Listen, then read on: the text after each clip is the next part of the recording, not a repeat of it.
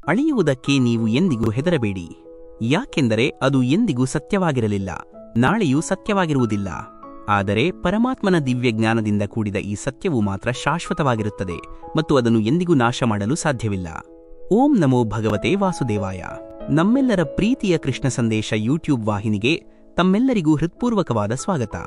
ಪರಮ ಕರುಣಾಮಯಿಯಾದ ಶ್ರೀಕೃಷ್ಣ ಪರಮಾತ್ಮನ ದಿವ್ಯ ಸಾನ್ನಿಧ್ಯದಲ್ಲಿ ನಾವು ನಿಮ್ಮ ಜೀವನಕ್ಕೆ ದಾರಿದೀಪವಾಗಬಲ್ಲ ಭಗವದ್ಗೀತೆಯ ಅಮೃತಸಾರವನ್ನು ನಿಮ್ಮೆಲ್ಲರಿಗಾಗಿ ನಿತ್ಯವೂ ತರುತ್ತಿರುತ್ತೇವೆ.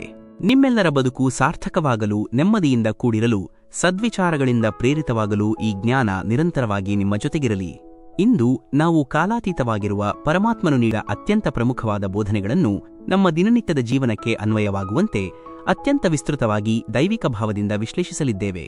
ಈ ಸಂದೇಶಗಳು ಕೇವಲ ಉಪದೇಶಗಳಲ್ಲ, ಬದಲಿಗೆ ಇವು ನಿಮ್ಮ ಜೀವನದ ಸತ್ಯದ ಕನ್ನಡಿಗಳಾಗಿವೆ. ದಯವಿಟ್ಟು ನಮ್ಮೊಂದಿಗೆ ಕೊನೆಯವರೆಗೂ ಇರಿ. ಕರ್ಮ ಮತ್ತು ಪ್ರೇಮದ ನಿಜವಾದ ಸಾರ. ಮಾನವನ ನಾಶಕ್ಕೆ ಕಾರಣಗಳು. ಶ್ರೀಕೃಷ್ಣ ಪರಮಾತ್ಮನವರು ನಮಗೆ ನೀಡುವ ಮೊದಲನೆಯ ಮತ್ತು ಮಹತ್ವದ ಸಂದೇಶವೇನೆಂದರೆ, ಯಾರು ಸದಾಕಾಲವೂ ನಕಾರಾತ್ಮಕವಾದ, ಅಶುಭಕರವಾದ ಆಲೋಚನೆಗಳನ್ನು ಹೊಂದಿರುವವರ ಸಹವಾಸದಲ್ಲಿ ಇರುತ್ತಾರೋ ಅಂತಹ ವ್ಯಕ್ತಿಯು ತನ್ನ ಜೀವನದ ಮೂಲಭೂತ ಗುರಿಯಿಂದ ಖಂಡಿತವಾಗಿಯೂ ದಾರಿ ತಪ್ಪಿ ಹೋಗುವುದು ನಿಶ್ಚಿತ. ಕೆಟ್ಟ ಕರ್ಮಗಳನ್ನು ನಾವು ಹುಡುಕಿ ಹೋಗಬೇಕಾದ ಅಗತ್ಯವಿಲ್ಲ. ಅವು ತಾನಾಗಿಯೇ ನಮ್ಮ ಸುತ್ತಲೂ ಆವರಿಸಿಕೊಂಡು ಬಿಡುತ್ತವೆ. ಅದು ಕೇವಲ ಒಂದು ಸಹಜ ಪ್ರಕ್ರಿಯೆ ಇದ್ದಂತೆ. ಆದರೆ ಶುಭಕರವಾದ, ಸದ್ಭಾವನೆಯುಳ್ಳ ಕರ್ಮಗಳನ್ನು ಮಾಡಬೇಕೆಂದರೆ ಅದಕ್ಕೆ ನಮ್ಮ ಸಂಪೂರ್ಣ ಮನಸ್ಸಿನ ಮತ್ತು ಆತ್ಮದ ಪ್ರೇರಣೆ ಇರಬೇಕಾಗುತ್ತದೆ. ನಾವು ನಮ್ಮ ಮನಸ್ಸು ಮತ್ತು ನಮ್ಮ ಆತ್ಮ ಎರಡರಿಂದಲೂ ಕರ್ಮಗಳನ್ನು ಮಾಡಿ ಆ ಕರ್ಮಗಳ ಮೇಲೆ ಪ್ರೀತಿಯನ್ನು ತೋರಿಸಿದರೆ ಅಂತಹ ಜೀವನವು ನಿಜವಾದ ಆನಂದದಿಂದ ತುಂಬಿ ಹೋಗುತ್ತದೆ. ಕೃಷ್ಣ ಪರಮಾತ್ಮರು ಹೇಳುತ್ತಾರೆ, ನಿಮ್ಮೆಲ್ಲರ ಜೀವನವನ್ನು ಸುಖಮಯವಾಗಿಸಲು ನಿಮ್ಮ ಆಂತರಿಕ ಚೈತನ್ಯದೊಂದಿಗೆ ಕಾರ್ಯನಿರ್ವಹಿಸಿ ಮತ್ತು ಆ ಕಾರ್ಯವನ್ನು ಪ್ರೇಮದಿಂದ ನಿರ್ವಹಿಸಿ. ಮನುಷ್ಯನು ತನ್ನ ಜೀವನದಲ್ಲಿ ಸಂಪೂರ್ಣವಾಗಿ ಹಾಳಾಗಲು ಅವನ ನಾಶಕ್ಕೆ ಕಾರಣವಾಗುವಂತಹ 6 ಮಹಾಕಾರಣಗಳನ್ನು ಶ್ರೀಕೃಷ್ಣರು ನಮಗೆ ತಿಳಿಸಿದ್ದಾರೆ. ಆ 6 ಕಾರಣಗಳು ಯಾವುವೆಂದರೆ ಅಧಿನಿದ್ರೆ, ನಿಯಂತ್ರಣವಿಲ್ಲದ ಕೋಪ, ಯಾವುದಕ್ಕಾದರೂ ಭಯಪಡುವುದು, ಅತಿಯಾದ ಆಯಾಸ ಅಥವಾ ಸುಸ್ತಾಗುವಿಕೆ, ಸೋಮಾರಿತನ ಮತ್ತು ಮುಖ್ಯವಾಗಿ ಕೆಲಸವನ್ನು ನಾಳೆ ಅಥವಾ ಮುಂದಕ್ಕೆ ಹಾಕುವ ದುರಭ್ಯಾಸ. ಈ 6 ವಿಧದ ದುರ್ಬಲತೆಗಳು ನಮ್ಮ ಜೀವನದ ಪ್ರಗತಿಗೆ ಅಡ್ಡಿಯನ್ನುಂಟು ಮಾಡುವ ಮಹಾಶತ್ರುಗಳಿದ್ದಂತೆ. ಆದ್ದರಿಂದಲೇ ನಾವು ಈ 6 ದುರ್ಗುಣಗಳಿಂದ ದೂರವಿರಲು ಸದಾ ಪ್ರಯತ್ನಿಸಬೇಕು. ಆಗ ನಮ್ಮ ಜೀವನವು ಸುಂದರವಾಗಿರುತ್ತದೆ. ಪ್ರೇಮದ ದೈವಿಕ ವ್ಯಾಖ್ಯಾನ. ರಾಧಾ ಮತ್ತು ಕೃಷ್ಣನವರ ದಿವ್ಯ ಮಿಲನವು ಕೇವಲ ಒಂದು ನೆಪವಾಗಿತ್ತು. ಈ ಇಡೀ ಜಗತ್ತಿಗೆ ಪ್ರೀತಿ ಅಂದರೆ ಪ್ರೇಮದ ನಿಜವಾದ ಮತ್ತು ಸತ್ಯವಾದ ಅರ್ಥವನ್ನು ವಿವರಿಸುವುದೇ ಆ ದೈವಿಕ ಪ್ರೇಮದ ಮೂಲ ಉದ್ದೇಶವಾಗಿತ್ತು. ರಾಧಾದೇವಿಯವರ ನಿಸ್ವಾರ್ಥವಾದ ಪ್ರೇಮದ ಫಲವಾಗಿ ಶ್ರೀಕೃಷ್ಣನ ಹೆಸರನ್ನು ಹೇಳುವ ಮೊದಲು ಲೋಕವು ಇಂದಿಗೂ ಕೂಡ ರಾಧಾ ಎನ್ನುವ ಹೆಸರನ್ನು ಪ್ರೀತಿಯಿಂದ ಉಚ್ಚರಿಸುತ್ತದೆ. ಪ್ರೇಮ ಮತ್ತು ದ್ವೇಷದ ಪಾತ್ರ. ಪ್ರೇಮ ಮತ್ತು ಆಸ್ಥೆ ಅಂದರೆ ನಂಬಿಕೆ, ಈ ಎರಡರ ಮೇಲೆಯೂ ಯಾರಿಗೂ ಯಾವುದೇ ರೀತಿಯ ನಿಯಂತ್ರಣವಿಲ್ಲ. ನಮ್ಮ ಮನಸ್ಸು ಎಲ್ಲಿ ದೈವಿಕ ಶಕ್ತಿಯನ್ನು ಹುಡುಕುತ್ತದೆಯೋ, ಯಾವ ಕಾರ್ಯದಲ್ಲಿ ತಲ್ಲೀನವಾಗುತ್ತದೆಯೋ, ನಾವು ಅಲ್ಲಿಯೇ ಇಡೀ ವಿಶ್ವದ ಈಶ್ವರನ ದರ್ಶನವನ್ನು ಕಾಣುತ್ತೇವೆ. ಪ್ರೇಮ ಎನ್ನುವುದು ಒಂದು ವಿಶಿಷ್ಟವಾದ ಅನುಭವ. ಈ ಪ್ರೇಮವು ಮನುಷ್ಯನನ್ನು ಯಾವುದೇ ಸನ್ನಿವೇಶದಲ್ಲೂ ಎಂದಿಗೂ ಸೋಲಲು ಬಿಡುವುದಿಲ್ಲ. ಪ್ರೇಮವು ಸದಾ ನಿಮ್ಮನ್ನು ಮುನ್ನಡೆಸುತ್ತದೆ. ಆದರೆ ದ್ವೇಷ ಅಥವಾ ಅಸಹ್ಯ ಎನ್ನುವುದು ಒಂದು ವಿಧದ ಅನುಭವ. ಅದು ಮನುಷ್ಯನನ್ನು ಎಂದಿಗೂ ಗೆಲ್ಲಲು ಬಿಡುವುದಿಲ್ಲ. ಪ್ರೇಮ ಎನ್ನುವುದು ಕೇವಲ ಗೆಲುವಿನ ಮಾರ್ಗವಲ್ಲ, ಅದು ಶಾಶ್ವತವಾದ ಸಮಾಧಾನದ ಮೂಲವಾಗಿದೆ. ಕಷ್ಟದ ಸಮಯದ ಮಹತ್ವ. ಒಂದು ಮನುಷ್ಯನ ಜೀವನದಲ್ಲಿ ಬರುವ ಕಷ್ಟದ ಸಮಯ ಅಂದರೆ ಅತ್ಯಂತ ಕ್ಲಿಷ್ಟಕರವಾದ ಅವಧಿಯು ಅವನಿಗೆ ಒಂದು ಶುದ್ಧವಾದ ಕನ್ನಡಿಯಂತೆ ತರ್ಪಣ ಕಾರ್ಯನಿರ್ವಹಿಸುತ್ತದೆ. ಯಾಕೆಂದರೆ ಈ ಕಷ್ಟದ ಸಮಯವೇ ನಮ್ಮ ಆಂತರಿಕ ಸಾಮರ್ಥ್ಯಗಳು ಮತ್ತು ನಮ್ಮ ನಿಜವಾದ ಶಕ್ತಿಗಳನ್ನು ನಮಗೆ ದರ್ಶನ ಮಾಡಿಸುತ್ತದೆ.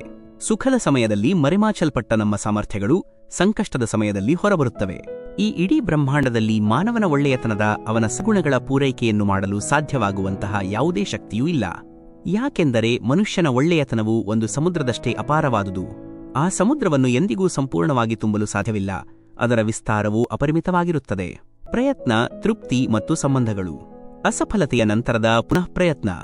ನೀವು ನಿಮ್ಮ ಜೀವನದ ಹಾದಿಯಲ್ಲಿ ಒಂದು ವೇಳೆ ವಿಫಲರಾದರೆ ಅಥವಾ ಅಸಫಲತೆಯನ್ನು ಕಂಡರೆ ನೀವು ಮತ್ತೆ ಪ್ರಯತ್ನಿಸಲು ಎಂದಿಗೂ ಭಯಪಡಬಾರದು. ಕೃಷ್ಣರು ಹೇಳುತ್ತಾರೆ, ನೀವು ಮತ್ತೊಮ್ಮೆ ಪ್ರಯತ್ನಿಸಿದಾಗ ನಿಮ್ಮ ಆರಂಭವು ಶೂನ್ಯದಿಂದ ಪ್ರಾರಂಭವಾಗುವುದಿಲ್ಲ.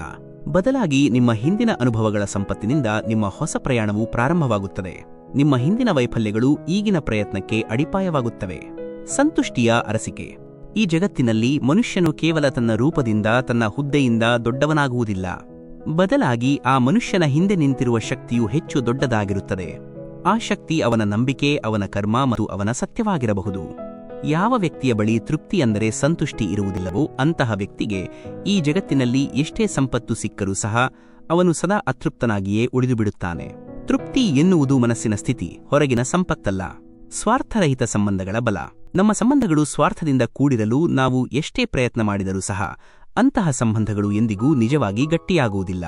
ಆದರೆ ಪ್ರೀತಿ ಮತ್ತು ನಿಷ್ಕಪಟತೆಯಿಂದ ಕಟ್ಟಲ್ಪಟ್ಟ ಸಂಬಂಧಗಳನ್ನು ಒಡೆಯಲು ಯಾರೇ ಎಷ್ಟೇ ಪ್ರಯತ್ನಿಸಿದರೂ ಅವು ಎಂದಿಗೂ ತುಂಡಾಗುವುದಿಲ್ಲ. ನಾವು ಯಾರಿಗಾದರೂ ಏನನ್ನಾದರೂ ನೀಡಿದ್ದೇವೆ ಎಂದು ಎಂದಿಗೂ ಅಹಂಕಾರ ಮಾಡಿಕೊಳ್ಳಬಾರದು. ನಮಗೆ ತಿಳಿದಿಲ್ಲ ನಾವು ಬೇರೆಯವರಿಗೆ ಕೊಡುತ್ತಿದ್ದೇವೆಯೋ ಅಥವಾ ನಮ್ಮ ಹಿಂದಿನ ಜನ್ಮದ ಸಾಲನ್ನು ತೀರಿಸುತ್ತಿದ್ದೇವೆಯೋ. ದಾನದ ಹಿಂದಿನ ಭಾವ ಶುದ್ಧವಾಗಿರಬೇಕು. ಅದರಲ್ಲಿ ಯಾವುದೇ ರೀತಿಯ ಗರ್ವ ಅಥವಾ ಅಹಂಕಾರ ಇರಬಾರದು. ಮನಸ್ಸಿನ ನಿಯಂತ್ರಣ. ನಾವೇ ನಮ್ಮ ಜೀವನದ ಶಿಲ್ಪಿಗಳಾಗಿರುವಾಗ ನಾವು ನಮ್ಮ ಕಷ್ಟಗಳನ್ನು ಏಕೆ ಜಯಿಸಬಾರದು? ನಮ್ಮ ಜೀವನದಲ್ಲಿ ಸಂತೋಷದಿಂದ ನಗುತ್ತಾ ಮುನ್ನುಗ್ಗೋಣ. ಯಾವ ವ್ಯಕ್ತಿಯು ತನ್ನ ಮನಸ್ಸನ್ನು ನಿಯಂತ್ರಿಸುವುದಿಲ್ಲವೋ ಅವನ ಮನಸ್ಸು ಅವನಿಗೆ ಶತ್ರುವಿನಂತೆ ಕೆಲಸ ಮಾಡುತ್ತದೆ. ಮನಸ್ಸಿನ ನಿಯಂತ್ರಣವೇ ನಮ್ಮ ಜೀವನದ ಸಾಧನೆಗಳ ಅಡಿಪಾಯ. ಸತ್ಯದ ಸ್ವರೂಪ. ನೀವು ಯಾವುದಕ್ಕೆ ಹೆದರುತ್ತೀರೋ ಅದು ವಾಸ್ತವವಾಗಿಲ್ಲ. ಅದು ಎಂದಿಗೂ ಸತ್ಯವಾಗಿರಲಿಲ್ಲ ಮತ್ತು ಮುಂದೆಯೂ ಎಂದಿಗೂ ಸತ್ಯವಾಗಿರುವುದಿಲ್ಲ. ಆದರೆ ಯಾವುದು ವಾಸ್ತವವಾಗಿದೆಯೋ, ಯಾವುದು ಸತ್ಯವಾಗಿದೆಯೋ ಅದು ಯಾವಾಗಲೂ ಇದೆ ಮತ್ತು ಇರುತ್ತದೆ ಮತ್ತು ಅದನ್ನು ಎಂದಿಗೂ ನಾಶ ಮಾಡಲು ಸಾಧ್ಯವಿಲ್ಲ. ಇದೇ ಗೀತೆಯ ಪರಮಸತ್ಯ. ಕೆಟ್ಟತನವನ್ನು ಕೊಲ್ಲುವ ಮಹಾತ್ಮ. ಶ್ರೀಕೃಷ್ಣರು ದುಷ್ಟರಿಗೆ ಕೂಡ ತಮ್ಮ ತಪ್ಪನ್ನು ತಿದ್ದಿಕೊಳ್ಳಲು ಅವಕಾಶವನ್ನು ನೀಡಿದರು. ಏಕೆಂದರೆ ಕೃಷ್ಣರು ಯಾವುದೇ ಮನುಷ್ಯನನ್ನು ನಾಶ ಮಾಡಲು ಬಯಸುವುದಿಲ್ಲ. ಬದಲಾಗಿ ಅವರು ಆ ಮನುಷ್ಯನೊಳಗೆ ಅಡಗಿರುವ ಕೆಟ್ಟತನವನ್ನು, ಅಂದರೆ ಆ ಬುರಾಯಿಯನ್ನು ಕೊಲ್ಲಲು ಬಯಸುತ್ತಾರೆ. ಮಾತಿನ ಮಿತಿಯ ಸಾರಾಂಶ. ನಾವು ನಮ್ಮ ಬಾಯಿಂದ ಹೊರಹಾಕುವ ಶಬ್ದಗಳನ್ನು, ಮಾತುಗಳನ್ನು ನಾವು ಒಂದು ವೇಳೆ ಹಿಂತೆಗೆದುಕೊಳ್ಳಬೇಕಾದ ಪ್ರಸಂಗ ಬಂದರೆ ಆ ಮಾತುಗಳಿಂದ ನಮಗೆ ನಾವೇ ನೋವು ಮಾಡಿಕೊಳ್ಳಬಾರದು. ಅಂದರೆ ಮಾತುಗಳಿಗೆ ಒಂದು ಮಿತಿ ಇರಬೇಕು. ಯೋಚಿಸಿ ಮಾತನಾಡುವುದು ಅತ್ಯಗತ್ಯ. ಅತ್ಯುತ್ತಮ ನೀವು. ನಿಮ್ಮ ಜೀವನದಲ್ಲಿ ನೀವು ಎಂದಿಗೂ ಯಾರೊಂದಿಗೂ ನಿಮ್ಮನ್ನು ಹೋಲಿಕೆ ಮಾಡಿಕೊಳ್ಳಬೇಡಿ. ನೀವು ಹೇಗಿದ್ದೀರೋ ನೀವು ಹಾಗೆಯೇ ಶ್ರೇಷ್ಠರಾಗಿದ್ದೀರಿ. ನಿಮ್ಮ ವಿಶಿಷ್ಟತೆಯನ್ನು ನೀವೇ ಗುರುತಿಸಿ. ಸಂಸ್ಕಾರದ ಬಲ. ಶ್ರೇಷ್ಠತ್ವ ಅಥವಾ ಬಡತನ ಎನ್ನುವುದು ಹುದ್ದೆಯಿಂದ, ಸ್ಥಾನಮಾನದಿಂದ ಬರುವ ಗುಣವಲ್ಲ. ಬದಲಾಗಿ ಅದು ನಮ್ಮ ಸಂಸ್ಕಾರಗಳಿಂದ, ನಮ್ಮ ಒಳ್ಳೆಯ ನಡೆನುಡಿಯಿಂದ ದೊರೆಯುವ ಅತ್ಯುನ್ನತ ಗುಣವಾಗಿದೆ. ಸಂಬಂಧಗಳನ್ನು ಉಳಿಸಿಕೊಳ್ಳುವುದು. ಪರಕೀಯರನ್ನು ನಮ್ಮವರು ಎಂದು ಮಾಡಿಕೊಳ್ಳುವುದು ಅಷ್ಟು ಕಷ್ಟಕರವಾದ ಕೆಲಸವಲ್ಲ. ಆದರೆ ನಮ್ಮವರನ್ನು ಸದಾ ನಮ್ಮವರಾಗಿಯೇ ಉಳಿಸಿಕೊಂಡಿರುವುದು ಇದಕ್ಕಿಂತಲೂ ಹೆಚ್ಚು ಕಷ್ಟಕರವಾಗಿದೆ. ಸಂಬಂಧಗಳನ್ನು ಉಳಿಸಿಕೊಳ್ಳುವುದು ಒಂದು ನಿರಂತರವಾದ ಪ್ರಯತ್ನ. ಸಣ್ಣ ತಪ್ಪುಗಳ ಬಗ್ಗೆ ಎಚ್ಚರ.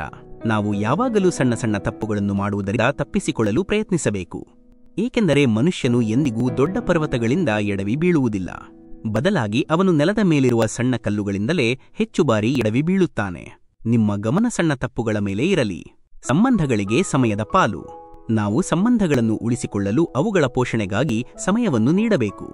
ಒಂದು ವೇಳೆ ನಿಮ್ಮ ಬಳಿ ಸಮಯ ಇದ್ದಾಗ ಆ ಸಂಬಂಧವೇ ಉಳಿದಿಲ್ಲ ಎಂದಾದರೆ ಅದರಿಂದ ಯಾವುದೇ ಪ್ರಯೋಜನವಿಲ್ಲ. ಸಮಯಕ್ಕೆ ಸರಿಯಾಗಿ ಸಂಬಂಧಗಳಿಗೆ ನೀರುಣಿಸುವುದನ್ನು ಕಲಿಯಿರಿ. ಮುಖವಾಡಗಳು ಕಳಚುವ ಸಮಯ. ಸಮಯ ಮತ್ತು ನಮ್ಮ ನಿರೀಕ್ಷೆಗಳು ಬದಲಾದ ತಕ್ಷಣವೇ ಎಲ್ಲರ ನಿಜವಾದ ಮುಖಗಳು ನಮ್ಮ ಮುಂದೆ ಪ್ರತ್ಯಕ್ಷವಾಗುತ್ತವೆ. ಆಗ ನಮಗೆ ತಿಳಿಯುತ್ತದೆ, ಒಂದೋ ನಮ್ಮಲ್ಲಿ ಏನಾದರೂ ಕೊರತೆ ಇತ್ತು ಅಥವಾ ಅವರು ಉತ್ತಮವಾಗಿ ನಡೆಸುತ್ತಿದ್ದರು. ಆಶಾಭಾವನೆಯ ಶಕ್ತಿ. ಯಾವಾಗ ಒಬ್ಬ ನಿರಾಶಾವಾದಿ ಮನುಷ್ಯನು ಯಾವುದೇ ಕಾರ್ಯದಲ್ಲೂ ಕೇವಲ ಅದರ ಕೆಟ್ಟ ಪರಿಣಾಮವನ್ನೇ, ಅಂದರೆ ದುಷ್ಪರಿಣಾಮವನ್ನೇ ಹುಡುಕುತ್ತಾನೋ, ಅದೇ ಸಮಯದಲ್ಲಿ ಜಿಜ್ಞಾಸು ಮತ್ತು ಆಶಾವಾದಿಯಾದ ಮನುಷ್ಯನು ಪ್ರತಿಯೊಂದು ಕಷ್ಟದ ಕೆಲಸದಲ್ಲಿಯೂ ಕೂಡ ಒಂದು ಅವಕಾಶವನ್ನು ಕಂಡುಕೊಳ್ಳುತ್ತಾನೆ. ಮನಸ್ಸಿನ ನಿಲುವು ಇಲ್ಲಿ ಬಹಳ ಮುಖ್ಯ. ಒಂದು ರೈತನ ಪ್ರಾರ್ಥನೆ. ರೈತನಂತಹ ಮಹಾನ್ ಕರ್ಮಯೋಗಿಗೆ ಇರುವಂತಹ ಮಜಬೂರಿ, ಅಂದರೆ ಅನಿವಾರ್ಯತೆ ಇನ್ನಾರಿಗೆ ಇರುತ್ತದೆ. ಅವನ ಮನೆಯ ಮಾಡು ಸೋರುತ್ತಿದ್ದರೂ ಸಹ ಅವನು ಭಗವಂತನ ಬಳಿ ಮಳೆಯಾಗಲಿ ಎಂದು ಪ್ರಾರ್ಥಿಸುತ್ತಾನೆ. ಇದರರ್ಥ ತನ್ನ ವೈಯಕ್ತಿಕ ನಷ್ಟಕ್ಕಿಂತಲೂ ಆತ ಸಮಾಜದ ಒಳ್ಳೆಯದನ್ನೇ ಹೆಚ್ಚು ಬಯಸುತ್ತಾನೆ. ಗುರು ಮತ್ತು ಜೀವನದ ವ್ಯತ್ಯಾಸ. ಅಧ್ಯಾಪಕ ಮತ್ತು ಜೀವನದ ನಡುವೆ ಇರುವ ವ್ಯತ್ಯಾಸ ಬಹಳ ಸಣ್ಣದು. ಅಧ್ಯಾಪಕನು ಮೊದಲು ಉಪದೇಶವನ್ನು, ಅಂದರೆ ಬೋಧನೆಯನ್ನು ನೀಡಿ ಆ ನಂತರ ಪರೀಕ್ಷೆಯನ್ನು ತೆಗೆದುಕೊಳ್ಳುತ್ತಾನೆ. ಆದರೆ ಜೀವನವು ಮೊದಲು ನಮ್ಮನ್ನು ಪರೀಕ್ಷೆಗೆ ಒಳಪಡಿಸಿ ಆನಂತರವೇ ನಮಗೆ ಉಪದೇಶವನ್ನು, ಪಾಠವನ್ನು ಕಲಿಸುತ್ತದೆ. ಗರ್ವದ ಅಂಧಕಾರ. ಗರ್ವ ಅಥವಾ ಅಹಂಕಾರದಲ್ಲಿ ಮುಳುಗಿರುವ ಮನುಷ್ಯನಿಗೆ ತಾನು ಮಾಡಿದ ತಪ್ಪೇ ಕಾಣುವುದಿಲ್ಲ ಮತ್ತು ಇತರರು ಹೇಳುವ ಒಳ್ಳೆಯ ಮಾತುಗಳು ಕೂಡ ಅವನಿಗೆ ರುಚಿಸುವುದಿಲ್ಲ. ಅಹಂಕಾರವು ಜ್ಞಾನಕ್ಕೆ ಕಣ್ಣು ಮುಚ್ಚುವಂತೆ ಮಾಡುತ್ತದೆ. ಸಾಂತ್ವನದ ಮಹತ್ವ.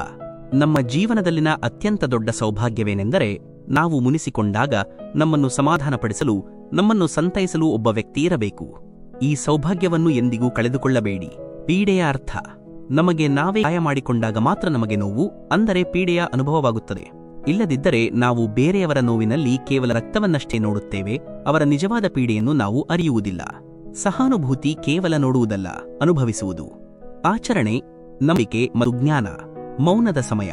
ನಿಮ್ಮ ಶತ್ರು ಮೌನದಿಂದ ಕುಳಿತಿರುವುದನ್ನು ನೋಡಿ ನೀವು ಕೂಡ ಶಾಂತವಾಗಿರುವುದು ಮೂರ್ಖತನದ ಪರಮಾವಧಿಯಾಗುತ್ತದೆ. ಸರಿಯಾದ ಸಮಯದಲ್ಲಿ ಪ್ರತಿಕ್ರಿಯೆ ನೀಡುವುದು ಅಗತ್ಯ. ಬದುಕು ನೀಡುವ ಕೊಡುಗೆ. ನಮಗೆ ಸಿಗದೇ ಇರುವಂತಹದ್ದು ಮಾತ್ರವೇ ನಮ್ಮ ನೆನಪಿನಲ್ಲಿ ಸದಾ ಉಳಿದು ಹೋಗುತ್ತದೆ. ಇಲ್ಲದಿದ್ದರೆ ಈ ಜೀವನವು ನಮಗೆ ಬಹಳಷ್ಟು ವಿಷಯಗಳನ್ನು ಉದಾರವಾಗಿ ನೀಡಿದೆ. ನಾವು ಸಿಕ್ಕಿದ್ದಕ್ಕೆ ಕೃತಜ್ಞರಾಗಿರಬೇಕು. ಸ್ವಯಂ ದೃಢತೆ. ಈ ಇಡೀ ಪ್ರಪಂಚವನ್ನು ಅರ್ಥ ಮಾಡಿಕೊಳ್ಳುವ ಮೊದಲು ನೀವು ನಿಮ್ಮನ್ನು ನೀವೇ ಕಠಿಣವಾಗಿಸಿಕೊಳ್ಳಬೇಕು. ಇಲ್ಲದಿದ್ದರೆ ಈ ಪ್ರಪಂಚವು ನಿಮ್ಮ ಧೈರ್ಯ ಮತ್ತು ಆತ್ಮಸ್ಥೈರ್ಯವನ್ನು ಪುಡಿಪುಡಿ ಮಾಡಿಬಿಡುತ್ತದೆ. ಲೋಕದ ಪರೀಕ್ಷೆಗಳಿಗೆ ನಿಮ್ಮನ್ನು ನೀವು ಸಿದ್ಧಗೊಳಿಸಿ. ಆಚರಣೆಯ ಪರಿಮಳ. ಸುಗಂಧದ್ರದಿಂದ ನಮ್ಮ ಬಟ್ಟೆಗಳಿಗೆ ಸುವಾಸನೆ ಬೀರುವುದು ದೊಡ್ಡ ವಿಷಯವಲ್ಲ. ಆದರೆ ನಿಮ್ಮ ಒಳ್ಳೆಯ ನಡವಳಿಕೆಯಿಂದ, ನಿಮ್ಮ ಆಚರಣೆಯಿಂದ ಪರಿಮಳವು ಹೊರಬಂದಾಗ ಅದುವೇ ನಿಜವಾದ ಆನಂದ. ಕೇವಲ ಬಟ್ಟೆಯ ಸುಗಂಧಕ್ಕಿಂತ ಆಂತರಿಕ ಶುದ್ಧೆಯ ಸುಗಂಧವೇ ಶ್ರೇಷ್ಠ. ಮಾತುಗಳ ಶಕ್ತಿ. ನಾನು ಕೂಡ ಸಾಮಾನ್ಯವಾಗಿ ಸರಳವಾದ ಮಾತುಗಳನ್ನೇ ಹೇಳುತ್ತೇನೆ. ಆದರೆ ಅದನ್ನು ಅರ್ಥ ಮಾಡಿಕೊಳ್ಳುವವರು ಅದನ್ನು ಅಸಾಧಾರಣವಾದ ದಿವ್ಯ ಸಂದೇಶವನ್ನಾಗಿ ಪರಿವರ್ತಿಸುತ್ತಾರೆ. ಆಶಾ ಸಮುದ್ರ. ಸೂರ್ಯನು ಎಷ್ಟು ತೀಕ್ಷ್ಣವಾಗಿದ್ದರೂ ಸಹ ಅದು ಎಂದಿಗೂ ಇಡೀ ಮಹಾಸಾಗರವನ್ನು ಸಂಪೂರ್ಣವಾಗಿ ಒಣಗಿಸಲು ಸಾಧ್ಯವಿಲ್ಲ. ಅದೇ ರೀತಿಯಲ್ಲಿ ನಮ್ಮ ಜೀವನದಲ್ಲಿರುವ ಆಶಾಭಾವನೆಯ ಸಾಗರವು ಕೇವಲ ಒಂದೇ ಒಂದು ಅಸಫಲತೆಯಿಂದ ಬರಿದಾಗಲು ಸಾಧ್ಯವಿಲ್ಲ. ಭರವಸೆ ಎಂದಿಗೂ ಸಾಯುವುದಿಲ್ಲ. ನಂಬಿಕೆಯ ಸತ್ಯ. ನೀವು ಯಾರ ಮೇಲೆಯೂ ಅತಿಯಾದ ಮತ್ತು ದೃಢವಾದ ವಿಶ್ವಾಸವನ್ನು ಇಡಬಾರದು. ಯಾಕೆಂದರೆ ಉಪ್ಪು ಮತ್ತು ಸಕ್ಕರೆಯ ಬಣ್ಣವು ಯಾವಾಗಲೂ ಒಂದೇ ರೀತಿ ಇರುತ್ತದೆ. ಎಲ್ಲವನ್ನೂ ಪರೀಕ್ಷಿಸಿ, ಆನಂತರವೇ ನಂಬುವುದು ವಿವೇಕ. ಲೆಕ್ಕಾಚಾರದ ಜಗತ್ತು. ಈ ಜಗತ್ತಿನಲ್ಲಿ ಜನರು ಒಬ್ಬ ವ್ಯಕ್ತಿಯನ್ನು ನೆನಪು ಮಾಡಿಕೊಂಡು ಮರೆತುಬಿಡುತ್ತಾರೆ. ಆದರೆ ಆ ವ್ಯಕ್ತಿಯ ಲೆಕ್ಕಾಚಾರವನ್ನು ಹಾಕುವುದು, ಅಂದರೆ ಅವನು ನಮಗಾಗಿ ಏನು ಮಾಡಿದ್ದಾನೆ ಎಂದು ಲೆಕ್ಕ ಹಾಕಿ ಮರೆಯುವುದನ್ನು ಮಾತ್ರ ಎಂದಿಗೂ ಮರೆಯುವುದಿಲ್ಲ. ದೇವರ ಹತ್ತಿರವಿರುವುದು ಯಾರು? ಒಬ್ಬ ಮನುಷ್ಯನು ಭಗವಂತನಿಗೆ ಕೇಳಿದನು, ಓ ದೇವರೇ, ನಿನಗೆ ಅತ್ಯಂತ ಹತ್ತಿರವಿರುವವನು ಯಾರು? ಭಗವಂತನು ಉತ್ತರ ನೀಡಿದನು, ಆ ಮನುಷ್ಯನೇ ನನಗೆ ಅತ್ಯಂತ ಹತ್ತಿರವಿರುತ್ತಾನೆ. ಯಾರ ಬಳಿ ಬದಲಾವಣೆ, ಅಂದರೆ ಸೇಡು ತೀರಿಸಿಕೊಳ್ಳುವ ಶಕ್ತಿ ಇದ್ದರೂ ಸಹ ಅವನು ಇನ್ನೊಬ್ಬರನ್ನು ಕ್ಷಮಿಸಿಬಿಡ್ತಾನೆ. ಕ್ಷಮೆ ದೊಡ್ಡ ಶಕ್ತಿ. ಮನುಷ್ಯರ ಬದಲಾವಣೆ. ಈ ಜಗತ್ತಿನಲ್ಲಿ ಕೇವಲ ತಮ್ಮ ಕೆಲಸದಿಂದ ಮಾತ್ರ ಸಂಬಂಧ ಇಟ್ಟುಕೊಳ್ಳುವ ಜನರನ್ನು ನಾನು ನೋಡಿದ್ದೇನೆ, ಮತ್ತು ಜನರು ಬದಲಾಗುತ್ತಿರುವುದನ್ನು ನಾನು ನೋಡಲಿಲ್ಲ. ಬದಲಿಗೆ ಅವರು ತಮ್ಮ ಮುಖವಾಡಗಳನ್ನು ಕಳಚುತ್ತಿರುವುದನ್ನು ನಾನು ನೋಡಿದ್ದೇನೆ. ಸ್ವಯಂ ಯುದ್ಧ. ನಾನು ಆಕಾಶದಲ್ಲಿ ಎಷ್ಟು ಎತ್ತರಕ್ಕೆ ಹಾರಬೇಕೆಂದು ಕಲಿಯಬೇಕು. ಅದಕ್ಕಾಗಿ ನಾನು ಎಷ್ಟೇ ಬಾರಿ ನೆಲದ ಮೇಲೆ ಬಿದ್ದರೂ ಪರವಾಗಿಲ್ಲ. ಮತ್ತು ನನ್ನ ಕನಸುಗಳನ್ನು ನಾನೇ ಪೂರೈಸಿಕೊಳ್ಳಬೇಕಾದರೆ ಅದಕ್ಕಾಗಿ ನಾನೇ ನನ್ನೊಂದಿಗೆ ಯುದ್ಧ ಮಾಡಬೇಕಾದರೂ ಸರಿ. ಆತ್ಮವಿಶ್ವಾಸವೇ ಗೆಲುವಿನ ಮೂಲ. ಹಾರಾಟದ ಮಿತಿ. ನಮ್ಮ ಜೀವನದಲ್ಲಿ ಎತ್ತರಕ್ಕೆ ಹಾರುವುದರಲ್ಲಿ ಯಾವುದೇ ತಪ್ಪು ಇಲ್ಲ. ನೀವು ಕೂಡ ಹಾರಬಹುದು. ಆದರೆ ನೀವು ಎಷ್ಟು ಎತ್ತರಕ್ಕೆ ಹಾರಬೇಕು ಎಂದರೆ ಅಲ್ಲಿಂದ ಕೆಳಗಿರುವ ಭೂಮಿಯು ಸ್ಪಷ್ಟವಾಗಿ ಕಾಣಿಸಬೇಕು. ನಿಮ್ಮ ಮೂಲವನ್ನು ನೀವು ಎಂದಿಗೂ ಮರೆಯಬಾರದು. ತಂದೆ ತಾಯಿಯ ತ್ಯಾಗ. ತಮ್ಮ ಮಕ್ಕಳ ಮುಖದ ಮೇಲೆ ಸಂತೋಷವನ್ನು ತರುವ ಪ್ರಯತ್ನದಲ್ಲಿ ತಂದೆ ತಾಯಿಯ ಮುಖದ ಮೇಲೆ ಸುಕ್ಕುಗಳು ಮೂಡಿರುತ್ತವೆ. ಅವರ ತ್ಯಾಗಕ್ಕೆ ಬೆಲೆ ಕಟ್ಟಲು ಸಾಧ್ಯವಿಲ್ಲ. ಕೃಷ್ಣನ ಪರೀಕ್ಷೆಗಳು. ಭಗವಂತನು ನನ್ನನ್ನು ಯಾವ ರೀತಿಯ ಪರೀಕ್ಷೆಗೆ ಒಳಪಡಿಸುತ್ತಾನೆ ಎನ್ನುವುದು ನನಗೆ ತಿಳಿಯದು. ಅವನು ಕಷ್ಟಗಳನ್ನು ಕಠಿಣವಾಗಿಯೇ ಇಟ್ಟಿದ್ದಾನೆ, ಆದರೆ ನನ್ನನ್ನು ಎಂದಿಗೂ ಅಸಫಲನಾಗಲು ಬಿಡುವುದಿಲ್ಲ. ಭಗವಂತನ ಮೇಲೆ ನಂಬಿಕೆ ಇಡಿ. ಸ್ವಂತ ಮಾರ್ಗ. ನಿಮಗೆ ನಾನು ಏನ್ ಹೇಳಲಿ? ನಿನ್ನೆ ರಾತ್ರಿ ನನ್ನ ಜೀವನವು ನನ್ನ ಕನಸುಗಳಲ್ಲಿ ಬಂದಿತ್ತು ಮತ್ತು ಹೀಗೆ ಹೇಳಿತು, ಇನ್ನೆಷ್ಟು ದಿನಗಳವರೆಗೆ ನೀನು ಬೇರೆಯವರ ಹಿಂದೆ ಓಡುತ್ತಾ ಇರುತ್ತೀಯಾ? ಇನ್ನು ಮುಂದೆ ನೀನೇ ನಿನ್ನ ಸ್ವಂತ ದಾರಿಯಲ್ಲಿ ನಡೆಯಲು ಪ್ರಾರಂಭಿಸು. ಜೀವನ ಸಾರ್ಥಕತೆ. ನಮ್ಮ ಜೀವನದ ಅತ್ಯಂತ ದೊಡ್ಡ ಉಪಯೋಗವೆಂದರೆ ಈ ಜೀವನದ ನಂತರವೂ ಕೂಡ ನಾವು ಮಾಡುವಂತಹ ಕಾರ್ಯವು ಇನ್ನೊಬ್ಬರಿಗೆ ಉಪಯೋಗಕ್ಕೆ ಬರುವಂತಿರಬೇಕು. ಈ ಲೋಕಕ್ಕೆ ನಮ್ಮ ಕೊಡುಗೆ ನಮ್ಮ ಶಾಶ್ವತ ನೆನಪು. ಜೀವನ, ಪ್ರಯತ್ನ ಮತ್ತು ಯಶಸ್ಸು. ಬದುಕನ್ನು ಜೀವಿಸದಿರುವವರು. ಈ ಪ್ರಪಂಚದಲ್ಲಿ ಎಲ್ಲ ಜನರ ಮರಣವು ಅಟಲವಾಗಿದೆ, ಅಂದರೆ ನಿಶ್ಚಿತವಾಗಿದೆ. ಆದರೆ ನಿಜವಾಗಿಯೂ ಹೇಳಬೇಕೆಂದರೆ ಎಲ್ಲ ಜನರು ತಮ್ಮ ಜೀವನವನ್ನು ಸಂಪೂರ್ಣವಾಗಿ ಬದುಕುವುದಿಲ್ಲವೇನೋ. ಮನುಷ್ಯನು ನನ್ನದೇ ರೀತಿಯಲ್ಲಿ ಬದುಕಲು ನನಗೆ ಜೀವನ ಸಿಕ್ಕಿದೆ ಎಂದು ಹೇಳುತ್ತಾನೆ. ಆದರೆ ಅದೇ ಮನುಷ್ಯನು ಬೆಳಗ್ಗೆ ಆದ ತಕ್ಷಣವೇ ಇನ್ನೊಬ್ಬರ ದಾರಿಯಲ್ಲಿ ಹೋಗಿ ಬದುಕಲು ಹೊರಟುಬಿಡುತ್ತಾನೆ. ನಿರಂತರ ಪ್ರಯತ್ನದ ಶಕ್ತಿ. ಒಂದು ನದಿಯು ಒಂದು ದೊಡ್ಡ ಪರ್ವತವನ್ನು ಮಧ್ಯದಿಂದ ಕತ್ತರಿಸುವ ಶಕ್ತಿಯನ್ನು ಹೊಂದಿರುತ್ತದೆ, ಆದರೆ ಅದು ಕೇವಲ ತನ್ನ ನಿರಂತರವಾದ ಪರಿಶ್ರಮದಿಂದಲೇ ಯಶಸ್ವಿಯಾಗುತ್ತದೆ. ನಾವು ನಿರಂತರವಾಗಿ ಪರಿಶ್ರಮ ಮಾಡುತ್ತಾ ಇರಬೇಕು. ನಿಮ್ಮ ಜೀವನವು ಇಂದಲ್ಲ ನಾಳೆ ಖಂಡಿತವಾಗಿಯೂ ನಿಮಗೆ ಒಂದು ಉತ್ತಮ ಅವಕಾಶವನ್ನು ನೀಡುತ್ತದೆ. ಮರೆವು. ಯಾರೋ ಒಬ್ಬರು ನಮ್ಮನ್ನು ಓದಿ ಒಂದು ಮೂಲೆಯಲ್ಲಿ ಹಳೆಯ ಪುಸ್ತಕವನ್ನು ಇಡುವಂತೆ ಇರಿಸಿಬಿಟ್ಟಿದ್ದಾರೆ. ಈ ಮರೆವು ಮನಸ್ಸಿಗೆ ನೋವನ್ನು ನೀಡುತ್ತದೆ. ಸ್ವಂತ ಗುರುತು. ಈ ಜಗತ್ತಿನಲ್ಲಿ ನಿಮ್ಮ ಗುರುತನ್ನು ನೀವೇ ನೀಡಬೇಕಾದ ಪ್ರಸಂಗ ಬಂದರೆ ಆಗ ನೀವು ಅರ್ಥ ಮಾಡಿಕೊಳ್ಳಬೇಕು, ನಿಮ್ಮ ಗುರಿಯು ನಿಮಗೆ ಇನ್ನೂ ದೂರವಿದೆ. ಪರಾಜಯವಿಲ್ಲದ ಸ್ಥಿತಿ. ನಿಮ್ಮ ಜೀವನದಲ್ಲಿ ನೀವು ಪ್ರಯತ್ನ ಮಾಡುವುದನ್ನು ಎಂದಿಗೂ ಬಿಡದಿದ್ದರೆ ನೀವು ಅಲ್ಲಿಯವರೆಗೂ ಪರಾಜಿತರಾಗಲು ಸಾಧ್ಯವಿಲ್ಲ. ಪ್ರಯತ್ನವೇ ನಮ್ಮ ಕೈಯಲ್ಲಿರುವ ನಿಜವಾದ ಸಾಧನ. ಕಠಿಣ ಪಾಠಗಳು. ನನಗೆ ಕಷ್ಟಗಳು ಮತ್ತು ಕ್ಲಿಷ್ಟಕರವಾದ ಪರಿಸ್ಥಿತಿಗಳು ಕಲಿಸಿರುವಂತಹ ಪಾಠಗಳನ್ನು, ಅದರ ಪ್ರತಿ ಒಂದೊಂದು ಶಬ್ದವನ್ನು ಕೂಡ ನಾನು ಸದಾಕಾಲ ನೆನಪಿನಲ್ಲಿ ಇಟ್ಟುಕೊಂಡಿರುತ್ತೇನೆ. ಕಠಿಣತೆಗಳು ಮಹತ್ವದ ಪಾಠಗಳನ್ನು ಕಲಿಸುತ್ತವೆ. ಸ್ವಭಾವದ ಬದಲಾವಣೆ. ನೀವು ಒಂದು ವೇಳೆ ಯಶಸ್ವಿಯಾಗಲು ಸಾಧ್ಯವಾಗುತ್ತಿಲ್ಲ ಎಂದಾದರೆ ನೀವು ನಿಮ್ಮ ಸ್ವಭಾವವನ್ನು, ನಿಮ್ಮ ನಡವಳಿಕೆಯನ್ನು ಬದಲಾಯಿಸಿಕೊಳ್ಳಬೇಕಾದ ಅವಶ್ಯಕತೆಯಿದೆ. ಕಲಿಯಲು ಕೆಟ್ಟ ಜನ. ನಮ್ಮ ಜೀವನದಲ್ಲಿ ಬರುವ ಕೆಟ್ಟ ಮನುಷ್ಯರು ಯಾವಾಗ ನಮಗೆ ಒಂದು ಒಳ್ಳೆಯ ಪಾಠವನ್ನು ಕಲಿಸಿಯೇ ಹೋಗುತ್ತಾರೆ. ನಾವು ಅವರಿಂದ ಸರಿಯಾದ ಪಾಠವನ್ನು ಗ್ರಹಿಸಬೇಕು. ಸರಿಯಾದ ದಾರಿ. ನಾವು ನಮ್ಮ ದಾರಿಯನ್ನು ಕೂಡ ಸರಿಯಾಗಿ ಆಯ್ದುಕೊಳ್ಳಬೇಕು. ಏಕೆಂದರೆ ಕೆಲವೊಮ್ಮೆ ನಮ್ಮ ಇಷ್ಟದ ಗುರಿಯು ನಾವು ಆಯ್ದುಕೊಂಡ ದಾರಿಗಳಲ್ಲಿಯೇ ಸಿಕ್ಕಿಬಿಡುತ್ತದೆ. ಯಶಸ್ಸಿನ ನಿಜವಾದ ಆನಂದ. ನಿಮಗೆ ಯಶಸ್ಸು ಸಿಕ್ಕಾಗ ನಿಜವಾದ ಆನಂದ ಸಿಗುವುದು ಯಾವಾಗ ಎಂದರೆ, ಇಡೀ ಜಗತ್ತು ನಿಮ್ಮನ್ನು ಅಸಫಲರನ್ನಾಗಿ ಮಾಡಲು ಪ್ರಯತ್ನಿಸುತ್ತಿರುವಾಗ ನೀವು ಯಶಸ್ವಿಯಾದಾಗ ಆ ಆನಂದವು 100 ಪಟ್ಟು ಹೆಚ್ಚಿರುತ್ತದೆ. ವೈಫಲ್ಯದ ಅನುಭವ. ನಿಮ್ಮ ಜೀವನದಲ್ಲಿ ಬರುವ ಅಸಫಲತೆಗಳಿಂದ ನೀವು ಅನುಭವವನ್ನು, ಅಂದರೆ ತಜುರ್ಬಾವನ್ನು ಪಡೆಯಿರಿ. ಆ ಅನುಭವಗಳು ನಿಮಗೆ ಮುಂದೆ ಹೋಗಿ ಸಹಾಯ ಮಾಡುತ್ತವೆ. ಜೀವನದ ಆನಂದ. ನಮ್ಮ ಜೀವನವನ್ನು ಆನಂದಿಸಲು ಅತ್ಯಂತ ಮುಖ್ಯವಾದ ವಿಷಯವೇನೆಂದರೆ ನೀವು ಸದಾಕಾಲವೂ ಸಂತೋಷವಾಗಿರಬೇಕು ಮತ್ತು ನಿಮ್ಮ ಧೈರ್ಯದ ಕಡೆಗೆ ಸದಾ ಮುಂದುವರಿಯುತ್ತಾ ಇರಬೇಕು. ಹೆಸರಿಲ್ಲದ ಸಂಬಂಧಗಳು. ನಮ್ಮ ಜೀವನದಲ್ಲಿ ಪ್ರತಿಯೊಂದು ಸಂಬಂಧಕ್ಕೂ ಒಂದು ಹೆಸರಿರಬೇಕು ಎನ್ನುವುದು ಅಗತ್ಯವಿಲ್ಲ. ಕೆಲವೊಂದು ಹೆಸರುರಹಿತ ಸಂಬಂಧಗಳು ಕೂಡ ನಮ್ಮ ನಿಂತು ಹೋಗಿರುವ ಜೀವನಕ್ಕೆ ಒಂದು ಹೊಸ ಜೀವವನ್ನು ನೀಡಿಬಿಡುತ್ತವೆ. ಸದ್ಗುಣಗಳನ್ನು ಹುಡುಕುವವರು. ನಮ್ಮ ಜೀವನದಲ್ಲಿ ನಮ್ಮ ಕೆಟ್ಟ ಗುಣಗಳನ್ನು ಹೇಳುವವರು ಬಹಳಷ್ಟು ಜನ ಸಿಗುತ್ತಾರೆ. ಆದರೆ ಆ ಕೆಟ್ಟ ಗುಣಗಳಲ್ಲಿ ಅಡಗಿರುವ ಸದ್ಗುಣಗಳನ್ನು ಹುಡುಕುವವರು ಒಬ್ಬರೇ ಒಬ್ಬರು ಸಿಗುತ್ತಾರೆ. ಅಂತಹವರನ್ನು ನಾವು ಗೌರವಿಸಬೇಕು. ಕಡಿಮೆ ಅಂದಾಜು ಬೇಡ. ನಾವು ಎಂದಿಗೂ ಯಾವುದೇ ವ್ಯಕ್ತಿಯನ್ನು ಕಡಿಮೆ ಅಂದಾಜು ಮಾಡಬಾರದು. ಏಕೆಂದರೆ ಶಾಂತವಾಗಿ ನಿಂತಿರುವಂತಹ ಕೆರೆಗಳು, ಅಂದರೆ ಜಲಾಶಯಗಳು, ಸಾಮಾನ್ಯವಾಗಿ ಹೆಚ್ಚು ಆಳವಾಗಿರುತ್ತವೆ. ಸಫಲತೆಗೆ ಜಾಗರೂಕತೆ. ನೀವು ನಿಮ್ಮ ಜೀವನದಲ್ಲಿ ಯಶಸ್ವಿಯಾಗಲು ಬಯಸಿದರೆ ನೀವು ಸದಾ ಎಚ್ಚರದಿಂದ ಇರಬೇಕು. ಆಗ ಈ ಜಗತ್ತು ತಾನಾಗಿಯೇ ನಿಮ್ಮನ್ನು ಚತುರರನ್ನಾಗಿ ಮಾಡಿಬಿಡುತ್ತದೆ. ಪಾಲಕರ ಮಾತುಗಳ ಸತ್ಯ.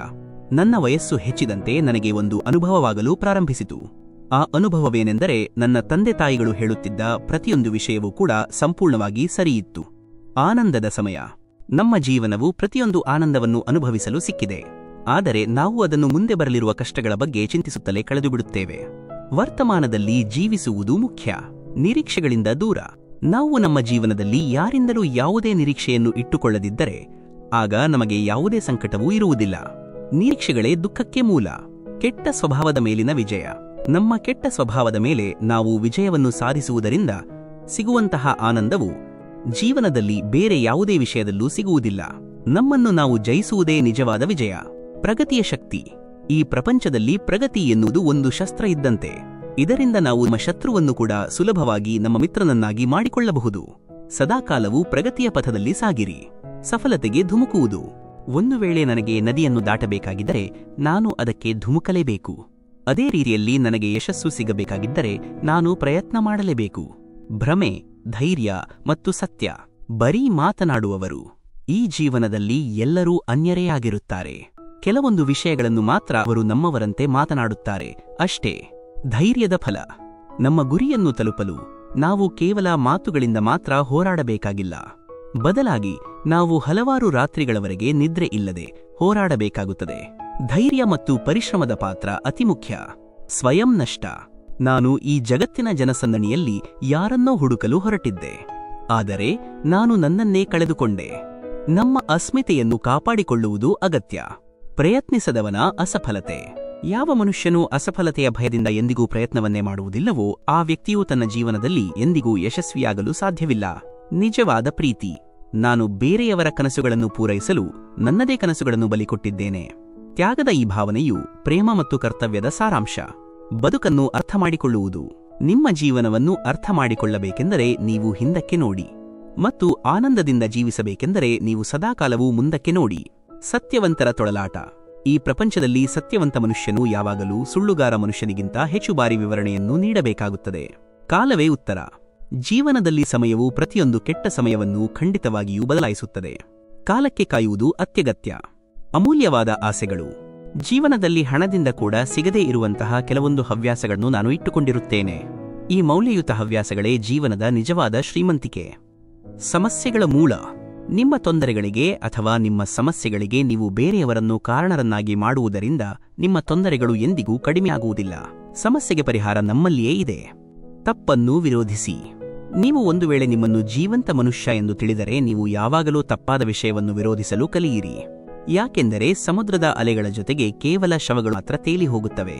ಕುಶಲ ಈಜುಗಾರರು ತೇಲಿ ಹೋಗುವುದಿಲ್ಲ, ಅವರು ಎದುರಿಸಿ ಈಜುತ್ತಾರೆ. ನಿರಂತರ ಕೆಲಸದ ಅಭ್ಯಾಸ. ಜೀವನದಲ್ಲಿ ಸದಾ ಕೆಲಸ ಮಾಡುತ್ತಲೇ ಇರುವ ಅಭ್ಯಾಸವೇ ನಿಮಗೆ ಯಶಸ್ವಿ ವ್ಯಕ್ತಿಯನ್ನಾಗಿ ಮಾಡಬಲ್ಲದು. ಒಳ್ಳೆಯ ಸಮಯವನ್ನು ಕಳೆಯಿರಿ. ಜೀವನದ ಕೆಲವೊಂದು ಒಳ್ಳೆಯ ಕ್ಷಣಗಳನ್ನು ನಿಮ್ಮೊಂದಿಗೆ ಮತ್ತು ನಿಮ್ಮ ಪ್ರೀತಿಪಾತ್ರರೊಂದಿಗೆ ಕಳೆಯಿರಿ. ಯಾಕೆಂದರೆ ಈ ಕ್ಷಣಗಳು ನಿಮಗೆ ಮತ್ತೆ ಸಿಗುತ್ತವೋ ಇಲ್ಲವೋ ತಿಳಿದಿಲ್ಲ. ಸಫಲತೆಗೆ ನಿದ್ರೆಯ ತ್ಯಾಗ. ಯಶಸ್ಸನ್ನು ಪಡೆಯಲು ಕೇವಲ ಒಂದು ರಾತ್ರಿ ಮಾತ್ರ ಸಾಲದು. ಅದನ್ನು ಪಡೆಯಲು ನಾವು ಬಹಳಷ್ಟು ರಾತ್ರಿಗಳನ್ನು ಜಾಗರಣೆ ಮಾಡಬೇಕಾಗುತ್ತದೆ. ತಪ್ಪುಗಳ ಉದ್ದೇಶ. ಜೀವನದಲ್ಲಿ ಆಗುವ ತಪ್ಪುಗಳ ಉದ್ದೇಶವು ನಿಮ್ಮನ್ನು ಕೆಡಿಸುವುದಲ್ಲ, ಬದಲಿಗೆ ನಿಮ್ಮನ್ನು ಸುಧಾರಿಸುವುದಾಗಿರುತ್ತದೆ. ಈ ಜೀವನದ ನಿಜವಾದ ಅರ್ಥವೇ ನಮಗೆ ಈ ನಿಜವಾದ ಪ್ರಪಂಚದ ಅನುಭವಗಳನ್ನು ಕಲಿಸುತ್ತದೆ. ಕೃಷ್ಣನನ್ನು ನೆನೆದಾಗ, ನೀವು ನಿಮ್ಮ ಜೀವನದಲ್ಲಿ ಸುತ್ತಲೂ ನಿರಾಶರಾದಾಗ, ದುಃಖಗಳು ನಿಮ್ಮನ್ನು ಎಲ್ಲ ಕಡೆಯಿಂದಲೂ ಸುತ್ತುವರಿದಾಗ, ಆಗ ನೀವು ನಿಮ್ಮ ನಿಜವಾದ ಮನಸ್ಸಿನಲ್ಲಿ ಶ್ರೀಕೃಷ್ಣನ ಹೆಸರಿನ ದೀಪವನ್ನು ಹಚ್ಚಿ ನಿಮ್ಮ ಎಲ್ಲಾ ದುಃಖದ ಸಂಗತಿಗಳನ್ನು ಶ್ರೀಕೃಷ್ಣನಿಗೆ ಹೇಳಿಬಿಡಿ. ಶ್ರೀಕೃಷ್ಣನು ತಾನಾಗಿಯೇ ನಿಮ್ಮ ಎಲ್ಲಾ ದುಃಖಗಳನ್ನು ದೂರ ಮಾಡಲು ಬರುತ್ತಾನೆ. ಭಗವಂತನ ಮೇಲಿನ ಭಕ್ತಿ ಪರಮಕ್ತಿ. ಮೌನದ ಶಕ್ತಿ.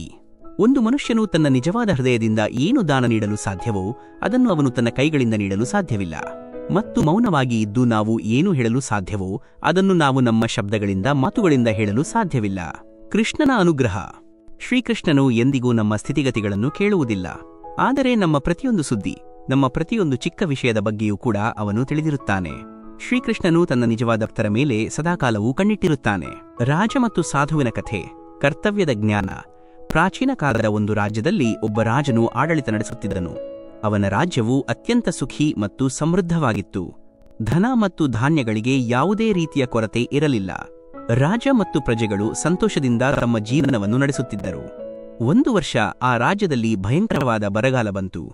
ನೀರಿನ ಕೊರತೆಯಿಂದಾಗಿ ಬೆಳೆಗಳು ಸಂಪೂರ್ಣವಾಗಿ ಒಣಗಿ ಹೋದವು. ಈ ಪರಿಸ್ಥಿತಿಯಲ್ಲಿ ರೈತರು ರಾಜನಿಗೆ ತೆರಿಗೆಯನ್ನು ನೀಡಲು ಸಾಧ್ಯವಾಗಲಿಲ್ಲ. ಇದ್ದ ಕಾರಣದಿಂದ ರಾಜ್ಯ ಆದಾಯವು ಕಡಿಮೆಯಾಯಿತು ಮತ್ತು ರಾಜ್ಯಕೋಶವು ಬರಿದಾಗಲು ಪ್ರಾರಂಭಿಸಿತು. ಇದನ್ನು ನೋಡಿ ರಾಜನಿಗೆ ಬಹಳ ಚಿಂತೆಯಾಯಿತು. ಪ್ರತಿ ಕ್ಷಣವೂ ರಾಜ್ಯದ ಖರ್ಚನ್ನು ಹೇಗೆ ನಿಭಾಯಿಸಬೇಕು ಎಂದು ಯೋಚಿಸುತ್ತಲೇ ಇರುತ್ತಿದ್ದನು.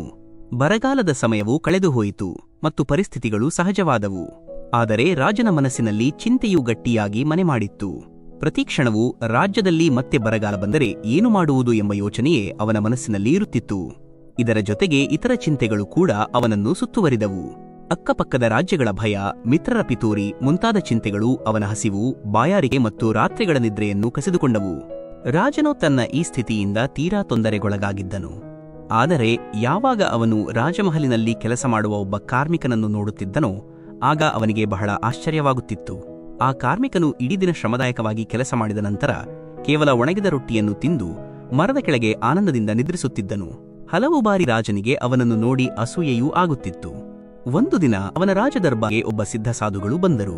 ರಾಜನು ತನ್ನ ಎಲ್ಲಾ ಸಮಸ್ಯೆಗಳನ್ನು ಸಾಧುಗಳ ಬಳಿ ಹೇಳಿ ಅದನ್ನು ದೂರ ಮಾಡುವ ಉಪಾಯವನ್ನು ಕೇಳಿದನು.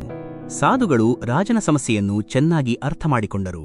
ಅವರು ರಾಜನಿಗೆ ಹೀಗೆ ಹೇಳಿದರು: ರಾಜನ್, ನಿನ್ನ ಚಿಂತೆಗೆ ಮೂಲ ಕಾರಣ ನಿನ್ನ ಈ ರಾಜಪಾಲನೆಯೇ ಆಗಿದೆ.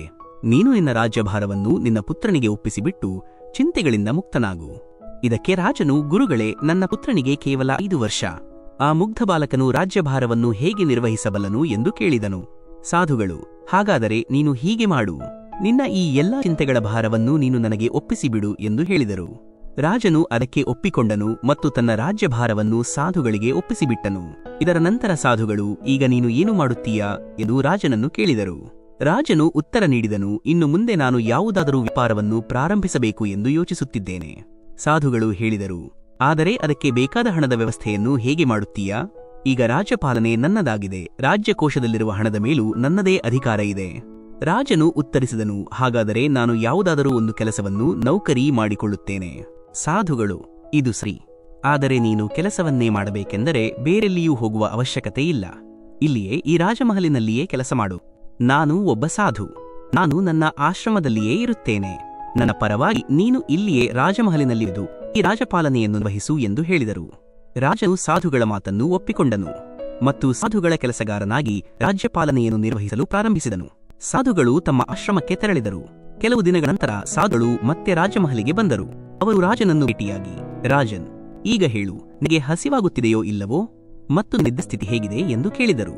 ರಾಜನು, ಗುರುಗಳೇ, ಈಗ ನಾನು ಚೆನ್ನಾಗಿ ಊಟ ಮಾಡುತ್ತೇನೆ ಮತ್ತು ಬಹಳ ಗಾಢವಾದ ನಿದ್ರೆಯನ್ನು ಮಾಡುತ್ತೇನೆ. ಮೊದಲು ಕೂಡ ನಾನು ರಾಜಪಾಲನೆಯ ಕೆಲಸವನ್ನೇ ಮಾಡುತ್ತಿದ್ದೆ, ಈಗಲೂ ಅದೇ ಕೆಲಸ ಮಾಡುತ್ತಿದ್ದೇನೆ. ಹೀಗೆ ಹೇಳುತ್ತಾ ರಾಜನು ಒಂದು ಪ್ರಶ್ನೆಯನ್ನು ಕೇಳಿದನು, ಹಾಗಾದರೆ ಈ ಬದಲಾವಣೆ ಹೇಗೆ ಆಯಿತು? ಇದು ನನ್ನ ತಿಳುವಳಿಕೆಗೆ ಬರುತ್ತಿಲ್ಲ. ಸಾಧುಗಳು ಮಂದಸ್ಮಿತರಾಗಿ, ರಾಜನ್, ಮೊದಲು ನೀನು ಈ ಕೆಲಸವನ್ನು ಭಾರವೆಂದು ಅಂದರೆ ಒಂದು ಹೊರೆ ಎಂದು ತಿಳಿದುಮಾಡುತ್ತಿದ್ದೆ ಮತ್ತು ಆ ಹೊರೆಯನ್ನು ಸದಾಕಾಲವೂ ನಿನ್ನ ಮನಸ್ಸಿನ ಮೇಲೆ ಹೊತ್ತುಕೊಂಡಿದ್ದೆ.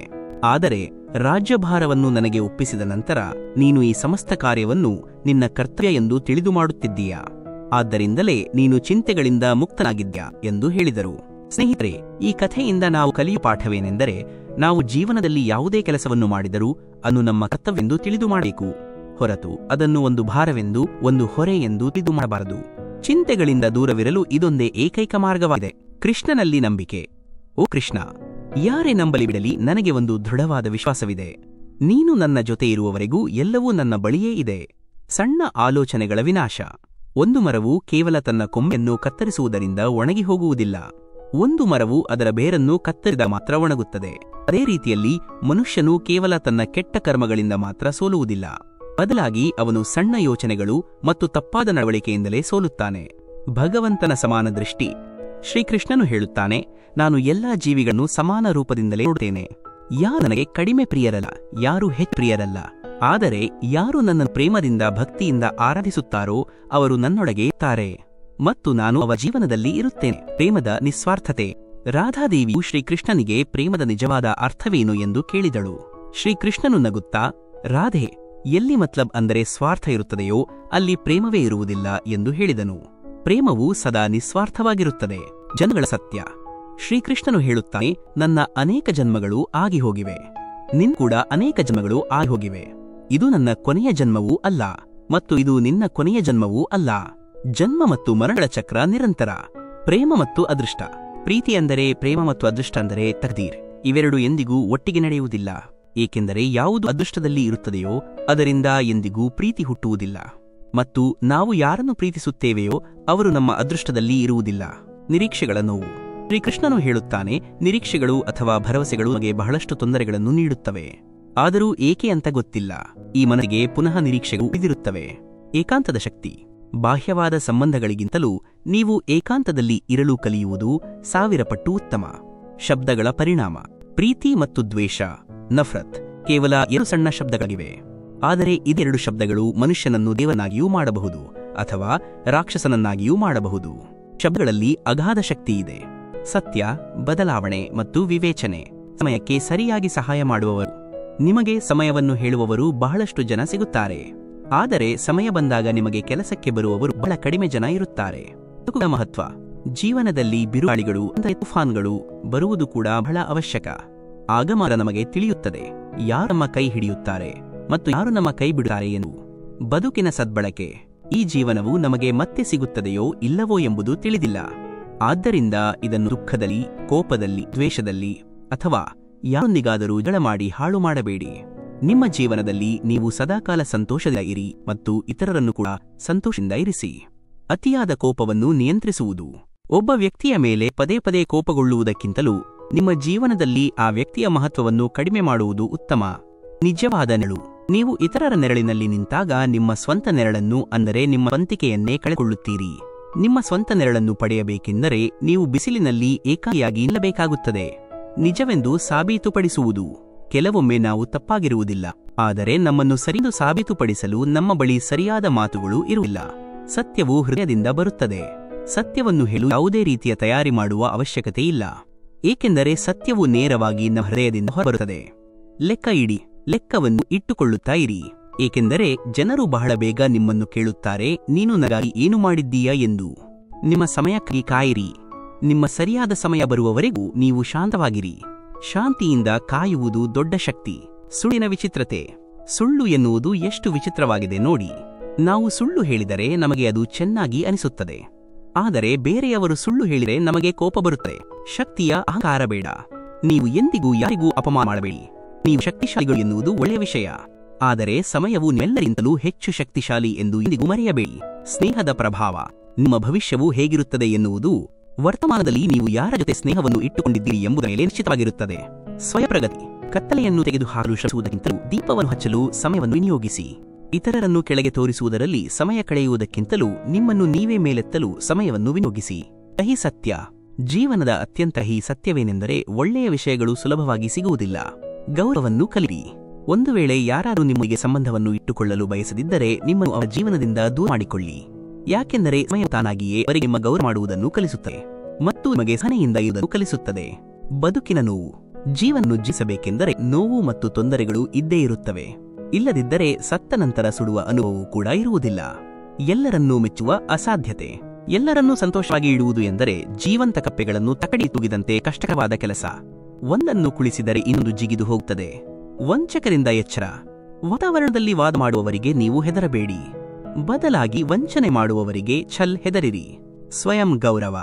ಈ ಜಗತ್ತಿನಲ್ಲಿ ಯಾರೊಂದಿಗೂ ನಿಮ್ಮನ್ನು ನೀವು ಹೋಲಿಕೆ ಮಾಡಿಕೊಳ್ಳಬೇಡಿ. ನೀವು ಒಂದು ವೇಳೆ ಹಾಗೆ ಮಾಡಿದರೆ ನೀವು ನಿಮ್ಮನ್ನು ನೀವೇ ಅಪಮಾನ ಮಾಡಿಕೊಂಡಂತೆ ಆಗುತ್ತದೆ. ಸಂತೋಷದ ಯಶಸ್ಸು. ಒಬ್ಬ ಯಶಸ್ವಿ ವ್ಯಕ್ತಿ ಯಾವಾಗಲೂ ಸಂತೋಷವಾಗಿರಲು ಸಾಧ್ಯವಿಲ್ಲ. ಆದರೆ ಸಂತೋಷವಾಗಿರುವಂತಹ ವ್ಯಕ್ತಿ ಖಂಡಿತವಾಗಿಯೂ ಯಶಸ್ವಿಯಾಗಿರುತ್ತಾನೆ. ಸಂತೋಷವೇ ನಿಜವಾದ ಯಶಸ್ಸು. ನಿಮ್ಮ ನಗುವಿನ ಒಡೆಯ. ಯಾವ ದಿನ ನೀವು ನಿಮ್ಮ ನಗುವಿನ ಒಡೆಯರಾಗುತ್ತೀರೋ ಆ ದಿನ ನಿಮಗೆ ಯಾರೂ ಅಳುವಂತೆ ಮಾಡಲು ಸಾಧ್ಯವಿಲ್ಲ. ನಿಮ್ಮ ಸಾಮರ್ಥ್ಯವನ್ನು ಸಾಬೀತುಪಡಿಸಿ. ನಿಮ್ಮನ್ನು ನೀವೇ ಎಷ್ಟು ಸಮರ್ಥರನ್ನಾಗಿ ಮಾಡಿಕೊಳ್ಳಿ ಎಂದರೆ ಇಂದು ನಿಮ್ಮನ್ನು ಯಾರು ಹಾಸ್ಯ ಮಾಡುತ್ತಿದ್ದಾರೋ ನಾಳೆ ಅದೇ ಜನರು ನಿಮಗೆ ಉದಾಹರಣೆಯನ್ನು ನೀಡಬೇಕು. ಸಂಬಂಧಗಳ ಪಾವಿತ್ರತೆ. ಸಂಬಂಧಗಳನ್ನು ತಪ್ಪಾಗಿ ಬಳಸಿಕೊಳ್ಳಬೇಡಿ. ಒಳ್ಳೆಯ ಜನರು ಜೀವನದಲ್ಲಿ ಪದೇ ಪದೇ ಸಿಗುವುದಿಲ್ಲ. ಸಂಬಂಧಗಳ ಸಮಯ. ಜನರಿಗೆ ಸಮಯವನ್ನು ನೀಡಲು ಕಲಿಯಿರಿ. ಸಂಬಂಧಗಳು ತಾವಾಗಿಯೇ ಗಟ್ಟಿಯಾಗುತ್ತವೆ. ಪ್ರೀತಿಯ ನಿಜವಾದ ಕೊಂಡಿ. ಯಾರು ನಿಮ್ಮ ಕೋಪವನ್ನು ಸಹಿಸಿಕೊಂಡು ಕೂಡ ನಿಮ್ಮ ಜೊತೆ ಇರುತ್ತಾರೋ ಅವರಿಗಿಂತ ಹೆಚ್ಚು ಪ್ರೀತಿ ನಿಮ್ಮನ್ನು ಯಾರೂ ಮಾಡಲು ಸಾಧ್ಯವಿಲ್ಲ. ನೆನಪಾಗಿ ಉಳಿಯಿರಿ. ಯಾರಿಗೆ ನಿಮ್ಮಿಂದ ಬೇಸರವಾಗಿದೆಯೋ ಅವರನ್ನು ಬಿಟ್ಟುಬಿಡಿ. ಏಕೆಂದರೆ ಭಾರವಾಗಿ ಉಳಿಯುವುದಕ್ಕಿಂತಲೂ ಒಂದು ಸುಂದರವಾದ ನೆನಪಾಗಿ ಉಳಿಯುವುದು ಉತ್ತಮ. ಅತ್ಯುತ್ತಮ ಉಡುಗೊರೆ. ಯಾರಾದರೂ ಒಬ್ಬರಿಗೆ ನೀಡಲು ಇರುವಂತಹ ಅತ್ಯುತ್ತಮ ಉಡುಗೊರೆ ಏನೆಂದರೆ ಅವರ ಭಾವನೆಗಳನ್ನು ಅರ್ಥ ಮಾಡಿಕೊಳ್ಳುವುದು ಮತ್ತು ಅವರಿಗೆ ಗೌರವ ನೀಡುವುದು. ಏಕಾಂತದ ಆಯ್ಕೆ. ಹೆಚ್ಚಾಗಿ ಏಕಾಂತದಿಂದ ಹಾದು ಹೋಗುವವರು ಜೀವನದಲ್ಲಿ ಸರಿಯಾದ ನಿರ್ಧಾರಗಳನ್ನು ಆರಿಸಿಕೊಳ್ಳುವವರಾಗಿರುತ್ತಾರೆ. ದೇವರಿಂದಲೇ ಮುರಿದ ಸಂಬಂಧಗಳು. ಕೆಲವೊಂದು ಸಂಬಂಧಗಳನ್ನು ಭಗವಂತನೇ ಕೆಡಿಸಿಬಿಡುತ್ತಾನೆ. ಯಾಕೆಂದರೆ ನಮ್ಮ ಜೀವನವೂ ಕೆಡಬಾರದು ಎಂಬ ಉದ್ದೇಶದಿಂದ. ಸಹಾನುಭೂತಿ. ಸಾಯುವವರಿಗೆ ಅಳುವವರು ಸಾವಿರಾರು ಜನ ಸಿಗುತ್ತಾರೆ. ಆದರೆ ಯಾರು ಜೀವಂತ ಇದ್ದಾರೋ ಅವರನ್ನು ಅರ್ಥ ಮಾಡಿಕೊಳ್ಳುವವರು ಒಬ್ಬರೂ ಸಿಗುವುದಿಲ್ಲ. ಸಮಯ ಮತ್ತು ಸಂಬಂಧಗಳ ಗೌರವ. ಸಮಯಕ್ಕಿಂತಲೂ ಹೆಚ್ಚು ಆ ಸಂಬಂಧಗಳಿಗೆ ಗೌರವ ಕೊಡಿ. ಯಾರು ಸಮಯ ಬಂದಾಗ ನಿಮ್ಮ ಜೊತೆ ಇರುತ್ತಾರೋ. ಕಹಿ ಸತ್ಯ. ಮಾತು ಕಹಿಯಾಗಿದೆ, ಆದರೆ ಇದು ಸತ್ಯ. ನೀವು ಯಾವುದೇ ಮನುಷ್ಯನನ್ನು ಹೆಚ್ಚು ಸುಧಾರಿಸಲು ಪ್ರಯತ್ನಿಸಿದರೆ ಅವನು ನಿಮಗೆ ಶತ್ರುವಾಗಿ ಬಿಡುತ್ತಾನೆ. ನಿರೀಕ್ಷೆಗಳ ನೋವು. ಸಂಬಂಧಗಳು ಎಷ್ಟು ಆಳವಾಗಿರುತ್ತವೆಯೋ ಅಷ್ಟೇ ಹೆಚ್ಚು ನಿರೀಕ್ಷೆಗಳು ಇರುತ್ತವೆ, ಮತ್ತು ನಿರೀಕ್ಷೆಗಳು ಎಷ್ಟು ಹೆಚ್ಚು ಇರುತ್ತವೆಯೋ ಅಷ್ಟೇ ಆಳವಾದ ನೋವು ಅಥವಾ ಪೆಟ್ಟು ಸಿಗುತ್ತದೆ. ಮಾತಿನ ಶಕ್ತಿ. ಒಬ್ಬ ಬುದ್ಧಿವಂತ ಮನುಷ್ಯನ ಜೊತೆ ಕೆಲವೇ ನಿಮಿಷಗಳ ಮಾತುಕತೆಯು ಸಾವಿರಾರು ಪುಸ್ತಕಗಳನ್ನು ಓದುವುದಕ್ಕಿಂತಲೂ ಉತ್ತಮವಾಗಿರುತ್ತದೆ. ಎರಡನೇ ಅವಕಾಶ. ನಿಮ್ಮ ಜೀವನವು ನಿಮಗೆ ಎರಡನೇ ಅವಕಾಶವನ್ನು ನೀಡಿದಾಗ ಹಳೆಯ ತಪ್ಪುಗಳನ್ನು ಪುನಃ ಮಾಡುವ ತಪ್ಪನ್ನು ಎಂದಿಗೂ ಮಾಡಬೇಡಿ. ಅಹಂಕಾರದ ಬಗ್ಗೆ ಎಚ್ಚರ. ಸಮಯ ಮತ್ತು ಅದೃಷ್ಟದ ಮೇಲೆ ಎಂದಿಗೂ ಅಹಂಕಾರ ಮಾಡಬೇಡಿ. ಏಕೆಂದರೆ ಯಾರ ದಿನಗಳು ಕೆಟ್ಟದಾಗಿರುತ್ತವೆಯೋ ಅವರಿಗೂ ಕೂಡ ಬೆಳಗಿನ ಸಮಯ ಬರುತ್ತದೆ. ಭಗವಂತನು ಹೇಳುವಂತಹ ಮಹತ್ವದ ವಿಷಯಗಳು. ಶ್ರೀಕೃಷ್ಣನು ಹೇಳುತ್ತಾನೆ, ಒಂದು ವೇಳೆ ವ್ಯಕ್ತಿಯು ಶಿಕ್ಷಣಕ್ಕಿಂತ ಮೊದಲು ಸಂಸ್ಕಾರವನ್ನು, ವ್ಯಾಪಾರಕ್ಕಿಂತ ಮೊದಲು ಒಳ್ಳೆಯ ನಡವಳಿಕೆಯನ್ನು ಅಂದರೆ ವ್ಯವಹಾರವನ್ನು ಮತ್ತು ಭಗವಂತನಿಗಿಂತ ಮೊದಲು ತಂದೆ ತಾಯಿಯನ್ನು ಗುರುತಿಸಿದರೆ ಅವನ ಜೀವನದಲ್ಲಿ ಎಂದಿಗೂ ಯಾವುದೇ ತೊಂದರೆಗಳು ಬರುವುದಿಲ್ಲ. ನಿತ್ಯ ಹೋರಾಟ. ಜೀವನದ ಈ ರಣದಲ್ಲಿ ನಾವೇ ಕೃಷ್ಣರಾಗಬೇಕು ಮತ್ತು ನಾವೇ ಅರ್ಜುನನಾಗಬೇಕು. ಪ್ರತಿದಿನವೂ ನಾವೇ ನಮ್ಮ ಸಾರಥಿಯಾಗಿ ಜೀವನದ ಮಹಾಭಾರತದಿಂದ ಹೋರಾಡಕ್ಕಾಗುತ್ತದೆ. ಮೌನದ ಸಮಯ. ಸದಾಕಾಲ ಮೌನವಾಗಿ ಇರುವುದು ಸರಿಯೇ? ಇಲ್ಲ. ಇತಿಹಾಸವು ಸಾಕ್ಷಿಯಾಗಿದೆ. ಜಗತ್ತಿನಲ್ಲಿ ಹೆಚ್ಚು ವಿಪತ್ತುಗಳು ಅಂದರೆ ಕಷ್ಟಗಳು ಬಂದಿರುವುದು ಸರಿಯಾದ ಸಮಯ ಬಂದಾಗ ಮನುಷ್ಯನು ಅದನ್ನು ವಿರೋಧಿಸದೇ ಇದ್ದ ಕಾರಣದಿಂದಲೇ. ಸತ್ಯ ಮತ್ತು ಸುಳ್ಳು. ಶ್ರೀಕೃಷ್ಣನು ಹೇಳುತ್ತಾನೆ, ಸತ್ಯವು ಒಂದು ಶಸ್ತ್ರಚಿಕಿತ್ಸೆ ಇದ್ದಂತೆ ಸರ್ಜರಿ. ಸ್ವಲ್ಪ ನೋವು ಇರುತ್ತದೆ, ಆದರೆ ಕೊನೆಯಲ್ಲಿ ನಿಮಗೆ ಆರಾಮ ಸಿಗುತ್ತದೆ. ಸುಳ್ಳು ಒಂದು ನೋವು ನಿವಾರಕದಂತೆ, ಪೇನ್ ಕಿಲ್ಲರ್. ಅದು ನಿಮಗೆ ಸ್ವಲ್ಪ ಸಮಯದವರೆಗೆ ಆರಾಮ ನೀಡುತ್ತದೆ, ಆದರೆ ಅದರ ಅಡ್ಡ ಪರಿಣಾಮಗಳನ್ನು ನೀವು ಇಡೀ ಜೀವನ ಅನುಭವಿಸಬೇಕಾಗುತ್ತದೆ. ಚಾಡಿ ಮಾತಿನ ಪರಿಣಾಮ. ಚಾಡಿ ಮಾತಿನ ಅಂದರೆ ಚುಗ್ಲಿಯ ಮೊನಚು ಎಷ್ಟು ತೀಕ್ಷ್ಣವಾಗಿರುತ್ತದೆ ಎಂದರೆ ಅದು ರಕ್ತ ಸಂಬಂಧಗಳನ್ನು ಕೂಡ ಕತ್ತರಿ ಹಾಕಿಬಿಡುತ್ತದೆ. ಮುಖವಾಡಗಳು. ಕೆಲವೊಮ್ಮೆ ಪ್ರಕೃತಿಯು ಉದ್ದೇಶಪೂರ್ವಕವಾಗಿ ನಮ್ಮನ್ನು ಕಷ್ಟದ ಪರಿಸ್ಥಿತಿಯಲ್ಲಿ ಇರಿಸುತ್ತದೆ. ಯಾಕೆಂದರೆ ನಾವು ಯಾರ ಮೇಲೆ ಕಣ್ಣು ಮುಚ್ಚಿನುವಿಕೆ ಇಡುತ್ತೇವೆಯೋ ಅಂತಹವರ ಮುಖದ ಮೇಲಿರುವ ಮುಖವಾಡಗಳನ್ನು ನಾವು ನೋಡಬೇಕು ಎಂಬುದಕ್ಕಾಗಿ. ನಂಬಿಕೆಯ ಸಂಬಂಧಗಳು. ಸಂಬಂಧಗಳು ಕೇವಲ ರಕ್ತದಿಂದ ಕೂಡಿರುವುದಿಲ್ಲ, ಬದಲಾಗಿ ವಿಶ್ವಾಸದಿಂದ ಕೂಡಿರುತ್ತವೆ.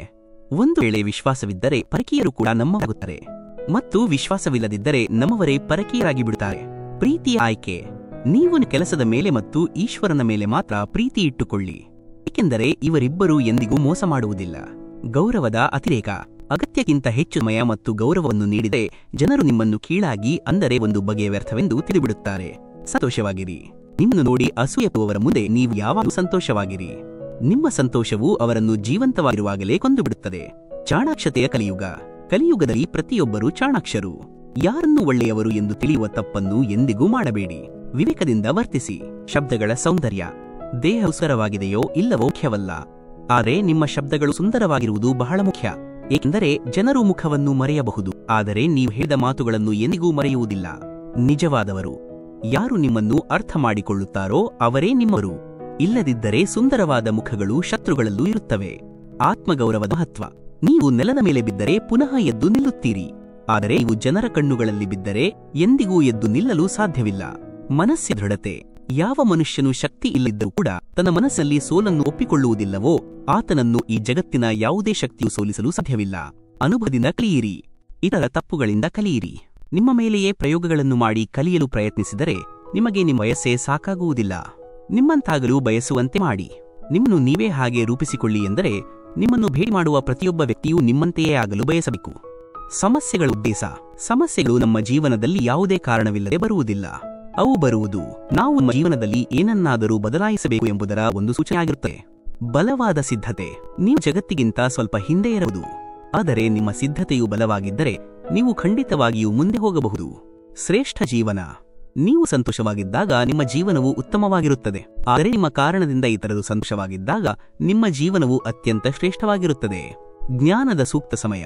ನೀವು ಶ್ರೀಮಂತರಾಗುವವರೆಗೂ ಮತ್ತು ಯಶಸ್ವಿಯಾಗುವವರೆಗೂ ಯಾರಿಗೂ ಜ್ಞಾನವನ್ನು ನೀಡಲು ಹೋಗಬೇಡಿ, ಏಕೆಂದರೆ ನಿಮ್ಮ ಮಾತನ್ನು ಯಾರೂ ಕೇಳುವುದಿಲ್ಲ. ಹೊರೆಗಳು. ಹೆಚ್ಚು ಹೊರೆಯನ್ನು ಹೊತ್ತುಕೊಂಡು ಹೋಗುವವರು ಸಾಮಾನ್ಯವಾಗಿ ಮುರಿದು ಹೋಗುತ್ತಾರೆ. ಅದು ಸಾಮಾನುಗಳ ಹೊರೆಯಾಗಿರಲಿ ಅಥವಾ ಅಹಂಕಾರದ ಹೊರೆಯಾಗಿರಲಿ. ನಿಷ್ಠುರತೆ. 2 ಪಾತ್ರಗಳನ್ನು ನಿರ್ವಹಿಸುವಂತಹ ಮನುಷ್ಯನು ಕೊನೆಯಲ್ಲಿ ಒಂದು ಪಾತ್ರವನ್ನು ನಿರ್ವಹಿಸಲು ಯೋಗ್ಯನಾಗಿ ಉಳಿಯುವುದಿಲ್ಲ. ಉತ್ತಮ ಉದ್ದೇಶ ಮತ್ತು ಅದೃಷ್ಟ. ಯಾವ ಮನುಷ್ಯನ ಉದ್ದೇಶ ಒಳ್ಳೆಯದಾಗಿರುತ್ತದೆಯೋ ಅವನ ಅದೃಷ್ಟವೂ ಎಂದಿಗೂ ಕೆಟ್ಟದಾಗಿರಲು ಸಾಧ್ಯವಿಲ್ಲ. ಸಂಬಂಧಗಳ ಸಂಪಾದನೆ.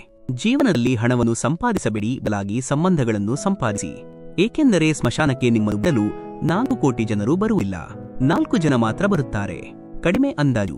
ಜೀವನದಲ್ಲಿ ನೀವು ಎಂದಿಗೂ ಯಾರನ್ನೂ ಕಡಿಮೆ ಅಂದಾಜು ಮಾಡಬೇಡಿ. ಇಡೀ ಜಗತ್ತನ್ನು ಮುಳುಗಿಸುವ ಶಕ್ತಿ ಇರುವಂತಹ ಸಮುದ್ರವು ಕೂಡ ಒಂದು ಎಣ್ಣೆಯ ಹನಿಯನ್ನು ಮುಳುಗಿಸಲು ಸಾಧ್ಯವಿಲ್ಲ. ಬುದ್ಧಿ ಮತ್ತು ಸಿಂಹಾಸನ. ಪರಂಪರೆಯಲ್ಲಿ ಸಿಂಹಾಸನವು ಅಂದರೆ ಗದ್ದಿಯು ಸಿಗಬಹುದು, ಆದರೆ ಬುದ್ಧಿ ಸಿಗಲು ಸಾಧ್ಯವಿಲ್ಲ. ಬುದ್ಧಿಯು ಕೇವಲ ನಮ್ಮ ಸ್ವಂತ ಪ್ರಯತ್ನದಿಂದ ನಮ್ಮ ಕಾಲುಗಳ ಮೇಲೆ ನಾವು ನಿಂತಾಗ ಮಾತ್ರ ಬರುತ್ತದೆ. ನಿಮ್ಮ ಏಕೈಕ ನಾಯಕ. ನಿಮ್ಮನ್ನು ಕೇವಲ ಒಬ್ಬ ವ್ಯಕ್ತಿ ಮಾತ್ರ ಮುಂದೆ ಕರೆದುಕೊಂಡು ಹೋಗಬಹುದು, ಮತ್ತು ಅದು ನೀವೇ ಆಗಿರುತ್ತೀರಿ. ಕಾಯುವ ಸಮಯ.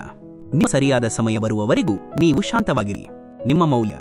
ಯಾವುದೇ ಒಬ್ಬ ವ್ಯಕ್ತಿಗೆ ನೀವು ಪ್ರತಿಕ್ಷಣವೂ ಲಭ್ಯವಿದ್ದರೆ ಜನರು ನಿಮ್ಮನ್ನು ಒಳ್ಳೆಯವರು ಎಂದು ತಿಳಿಯುವುದಿಲ್ಲ, ಬದಲಾಗಿ ನಿಮಗೆ ಬೆಲೆ ಇಲ್ಲ ಎಂದು ತಿಳಿದುಕೊಳ್ಳುತ್ತಾರೆ. ಗೆಲುವು ನಿಮಗಾಗಿ ನೀವು ಗೆಲ್ಲಿರಿ, ಏಕೆಂದರೆ ನೀವು ಸೋಲಲಿ ಎಂದು ಈ ಜಗತ್ತು ಮೊದಲೇ ಕಾಯುತ್ತಾ ಇದೆ. ಸಂಬಂಧಿಕರ ಪಾತ್ರ. ಸಂಬಂಧಿಕರು ವಿರೋಧ ಪಕ್ಷದ ನಾಯಕರಂತೆ ಇರುತ್ತಾರೆ. ನೀವು ಎಷ್ಟು ಚೆನ್ನಾಗಿ ಕೆಲಸ ಮಾಡಿದರೂ ಅವರು ನಿಮ್ಮ ಬಗ್ಗೆ ಚಾಡಿ ಮಾತುಗಳನ್ನು ಖಂಡಿತವಾಗಿಯೂ ಹೇಳಿಯೇ ಹೇಳುತ್ತಾರೆ. ಸವಾಲುಗಳು. ಜೀವನದಲ್ಲಿ ಸವಾಲುಗಳು ಪ್ರತಿಯೊಬ್ಬರ ಪಾಲಿಗೆ ಸಿಗುವುದಿಲ್ಲ, ಏಕೆಂದರೆ ಅದೃಷ್ಟವು ಕೂಡ ಅದೃಷ್ಟಶಾಲಿಗಳನ್ನು ಮಾತ್ರ ಪರೀಕ್ಷಿಸುತ್ತದೆ. ಬಡತನ ಮತ್ತು ನೋಟ. ಬಡವರಾಗಿರುವುದು ಕೆಟ್ಟದ್ದಲ್ಲ, ಬಡವರಾಗಿ ಕಾಣಿಸುವುದು ಕೆಟ್ಟದ್ದು. ನಿಮ್ಮ ಜೇಬಿನಲ್ಲಿ ಎಷ್ಟು ಹಣವಿದೆ ಎನ್ನುವುದು ನಿಮಗೆ ಬಿಟ್ಟು ಬೇರೆ ಯಾರಿಗೂ ತಿಳಿದಿರುವುದಿಲ್ಲ. ಗೌರವದ ಮಿತಿ. ಗೌರವವನ್ನು ನೀಡಿ, ಆದರೆ ನಿಮ್ಮ ಗೌರವವನ್ನೇ ಯಾರಾದರೂ ಮಾಡದಷ್ಟು ಹೆಚ್ಚು ಗೌರವ ನೀಡಬೇಡಿ. ಕ್ಷಮೆಯ ಮಿತಿ. ಕೆಲವೊಂದು ತಪ್ಪುಗಳನ್ನು ಕ್ಷಮಿಸುವುದು ಕೂಡ ಹಲವು ಬಾರಿ ನಿಮ್ಮ ಅತ್ಯಂತ ದೊಡ್ಡ ತಪ್ಪಾಗಿರುತ್ತೆ. ನಂಬಿಕೆ ಮತ್ತು ದ್ರೋಹ. ನಾನು ನನ್ನ ಜೀವನದಲ್ಲಿ ಕೇವಲ ಇದೊಂದೇ ತಪ್ಪನ್ನು ಮಾಡಿದ್ದೇನೆ. ನಾನು ಪ್ರತಿಯೊಬ್ಬರನ್ನು ನನಗಿಂತ ಹೆಚ್ಚು ಮುಖ್ಯ ಎಂದು ತಿಳಿದಿದ್ದೇನೆ. ಮುಖದಲ್ಲಿ ಸಿಹಿಯನ್ನು ಇಟ್ಟುಕೊಂಡು ಹೃದಯದಲ್ಲಿ ವಿಷವನ್ನು ಇಟ್ಟುಕೊಳ್ಳುವ ಜನರಿಗೆ ನನಗೆ ಬಹಳ ಭಯವಾಗುತ್ತದೆ. ವಿಶ್ವಾಸ ಮತ್ತು ನಿಷ್ಠೆ. ವಿಶ್ವಾಸ ಎಲ್ಲಿ ಇರುತ್ತದೆಯೋ ಅಲ್ಲಿಯೇ ನಿಷ್ಠೆ ಇರುತ್ತದೆ. ಇಲ್ಲದಿದ್ದರೆ ಪ್ರತಿದಿನವೂ ಸಾವಿರಾರು ಜನರೊಂದಿಗೆ ಭೇಟಿಯಾಗುತ್ತಲೇ ಇರುತ್ತದೆ. ಸಂತೋಷ ಮತ್ತು ದುಃಖ. ಹೆಚ್ಚು ಸಂತೋಷವಾಗಿರುವುದು ಕೂಡ ಈ ಕಾಲದಲ್ಲಿ ಒಳ್ಳೆಯದಲ್ಲ, ಏಕೆಂದರೆ ಜನರು ಹೆಚ್ಚಾಗಿ ಅರಳಿದ ಹೂವುಗಳನ್ನೇ ಕೀಳುತ್ತಾರೆ. ಕೆಲವು ವಿಷಯಗಳಿಂದ ಅಜ್ಞಾನಿಯಾಗಿ ಇರುವುದೇ ಒಳ್ಳೆಯದು. ಕೆಲವೊಮ್ಮೆ ಎಲ್ಲವನ್ನೂ ತಿಳಿದುಕೊಳ್ಳುವುದು ಕೂಡ ಬಹಳ ನೋವನ್ನು ನೀಡುತ್ತದೆ. ವಿಶ್ವಾಸದ ಅಭ್ಯಾಸ. ಇಲ್ಲಿಯವರೆಗೆ ಅನೇಕ ವಿಶ್ವಾಸಗಳು ಮುರಿದು ಹೋಗಿವೆ, ಆದರೆ ವಿಶ್ವಾಸ ಇಡುವ ಅಭ್ಯಾಸ ಮಾತ್ರ ಎಂದಿಗೂ ಮುರಿದು ಹೋಗಿಲ್ಲ. ಸಂಬಂಧಗಳ ಕಟ್ಟಡ. ಯಾರಾದರೂ ಇನ್ನೊಬ್ಬರಿಗೆ ಮೋಸ ಮಾಡಿ ನಿಮ್ಮ ಬಳಿ ಬಂದಿದ್ದರೆ ಅವರೊಂದಿಗೆ ಎಂದೂ ಸಂಬಂಧವನ್ನು ಇಟ್ಟುಕೊಳ್ಳಬೇಡಿ. ಸಂಬಂಧದಲ್ಲಿ ಸೋಲು. ಗೆಲ್ಲುವ ಅಭ್ಯಾಸ ಒಳ್ಳೆಯದು, ಆದರೆ ಕೆಲವೊಂದು ಸಂಬಂಧಗಳಲ್ಲಿ ಸೋತು ಹೋಗುವುದೇ ಉತ್ತಮ. ಮಾತುಗಳ ಆಳ. ಮಾತುಗಳ ಸಿಹಿಯು ನಿಮ್ಮ ಒಳಗಿನ ರಹಸ್ಯವನ್ನು ಎಂದಿಗೂ ತೆರೆದಿಡುವುದಿಲ್ಲ. ನವಿಲನ್ನು ನೋಡಿದ ಮೇಲೆ ಅದು ಹಾವನ್ನು ತಿನ್ನುತ್ತದೆ ಎಂದು ಯಾರು ಹೇಳಲು ಸಾಧ್ಯ? ಶಬ್ದಗಳ ಸ್ಥಾನ. ನಾವು ಆಡುವ ಮಾತುಗಳೇ ನಮ್ಮನ್ನು ಜನರ ಹೃದಯದಲ್ಲಿ ಇಳಿಸುತ್ತವೆ ಅಥವಾ ಹೃದಯದಿಂದ ಕೆಳಗಿಳಿಸುತ್ತವೆ. ಸಂಸ್ಕಾರದ ಪ್ರತಿಫಲನ. ಇದು ಕೇವಲ ಆದರ ಮತ್ತು ಸಂಸ್ಕಾರದ ಮಾತು. ಇಲ್ಲದಿದ್ದರೆ ಯಾರು ಕೇಳಲು ಸಾಧ್ಯವಿದೆಯೋ ಅವರು ಮರಳಿ ಹೇಳಲು ಕೂಡ ಸಾಧ್ಯವಿರುತ್ತದೆ. ಶಾಂತಿಯುತ ಜೀವ. ಬನ್ನಿ ಸ್ವಲ್ಪ ನೆಮ್ಮದಿಯಿಂದ ಜೀವಿಸೋಣ. ಯಾರು ನಮ್ಮ ಮನಸ್ಸಿಗೆ ನೋವು ನೀಡುತ್ತಾರೋ ಅವರಿಂದ ಸ್ವಲ್ಪ ದೂರವಿರೋಣ. ಸಮಯ ಮತ್ತು ಅವಕಾಶ. ಅವಕಾಶವು ಪ್ರತಿಯೊಬ್ಬರಿಗೂ ಸಿಗುತ್ತದೆ. ಸಮಯವು ಪ್ರತಿಯೊಬ್ಬರದ್ದು ಬರುತ್ತದೆ. ಯಾರೋ ಒಬ್ಬರು ಮೋಸದಿಂದ ಗೆದ್ದು ಬಿಡುತ್ತಾರೆ, ಯಾರೋ ಒಬ್ಬರು ಸಹಿಸಿಕೊಂಡು ಹೋಗಿಬಿಡುತ್ತಾರೆ. ನಿಮ್ಮ ಸಹನೆ. ಯಾವ ತೊಂದರೆಯನ್ನು ನೀವು ನಿಮ್ಮ ಮೇಲೆ ಸಹಿಸಿಕೊಳ್ಳಲು ಸಾಧ್ಯವಿಲ್ಲವೋ ಅದನ್ನು ಇನ್ನೊಬ್ಬರಿಗೂ ನೀಡಬೇಡಿ. ಧರ್ಮದ ಆಲೋಚನೆ. ಕೃಷ್ಣನು ಹೇಳುತ್ತಾನೆ, ಧರ್ಮದಿಂದ ತುಂಬಿರುವಂತಹ ಹೃದಯವು ಧರ್ಮದ ಸಲಹೆಯನ್ನು ನೀಡುತ್ತದೆ ಮತ್ತು ಅಧರ್ಮದಿಂದ ತುಂಬಿರುವಂತಹ ಹೃದಯವು ಅಧರ್ಮದ ಸಲಹೆಯನ್ನು ನೀಡುತ್ತದೆ. ದೇವರ ವಿಶ್ವಾಸ. ಮನುಷ್ಯನು ದುಃಖಿಯಾಗಿಲ್ಲ, ಏಕೆಂದರೆ ಅವನು ದೇವರನ್ನು ನಂಬುವುದಿಲ್ಲ. ಮನುಷ್ಯನು ದುಃಖಿಯಾಗಿದ್ದಾನೆ, ಏಕೆಂದರೆ ಅವನು ದೇವರ ಮಾತನ್ನು ನಂಬುವುದಿಲ್ಲ. ಪ್ರೇಮದ ಮೂಲ. ಯಾರು ಪ್ರೇಮವನ್ನು ಹಾಸ್ಯಾಸ್ಪದ ಬಕವಾಸ್ ಎಂದು ಹೇಳುತ್ತಾರೋ ಅವರು ಮೂರ್ಖರು. ಪ್ರೇಮವು ಈ ಪ್ರಪಂಚದ ಮೂಲವಾಗಿದೆ. ಇದೇ ಪ್ರೇಮದಿಂದ ಈ ಪ್ರಪಂಚವು ನಿರ್ಮಾಣವಾಗಿದೆ. ವಂಚನೆಯ ಆರಂಭ. ವಂಚನೆ ಅಂದರೆ ದಗ. ಯಾರಿಗೂ ಹತ್ತಿರವಿರುವುದಿಲ್ಲ. ಎಲ್ಲಿ ಸ್ವಾರ್ಥ ಇರುತ್ತದೆಯೋ ಅಲ್ಲಿ ವಂಚನೆಯು ಪ್ರಾರಂಭವಾಗುತ್ತದೆ. ಸಂಬಂಧಗಳಲ್ಲಿ ಅಂತರ.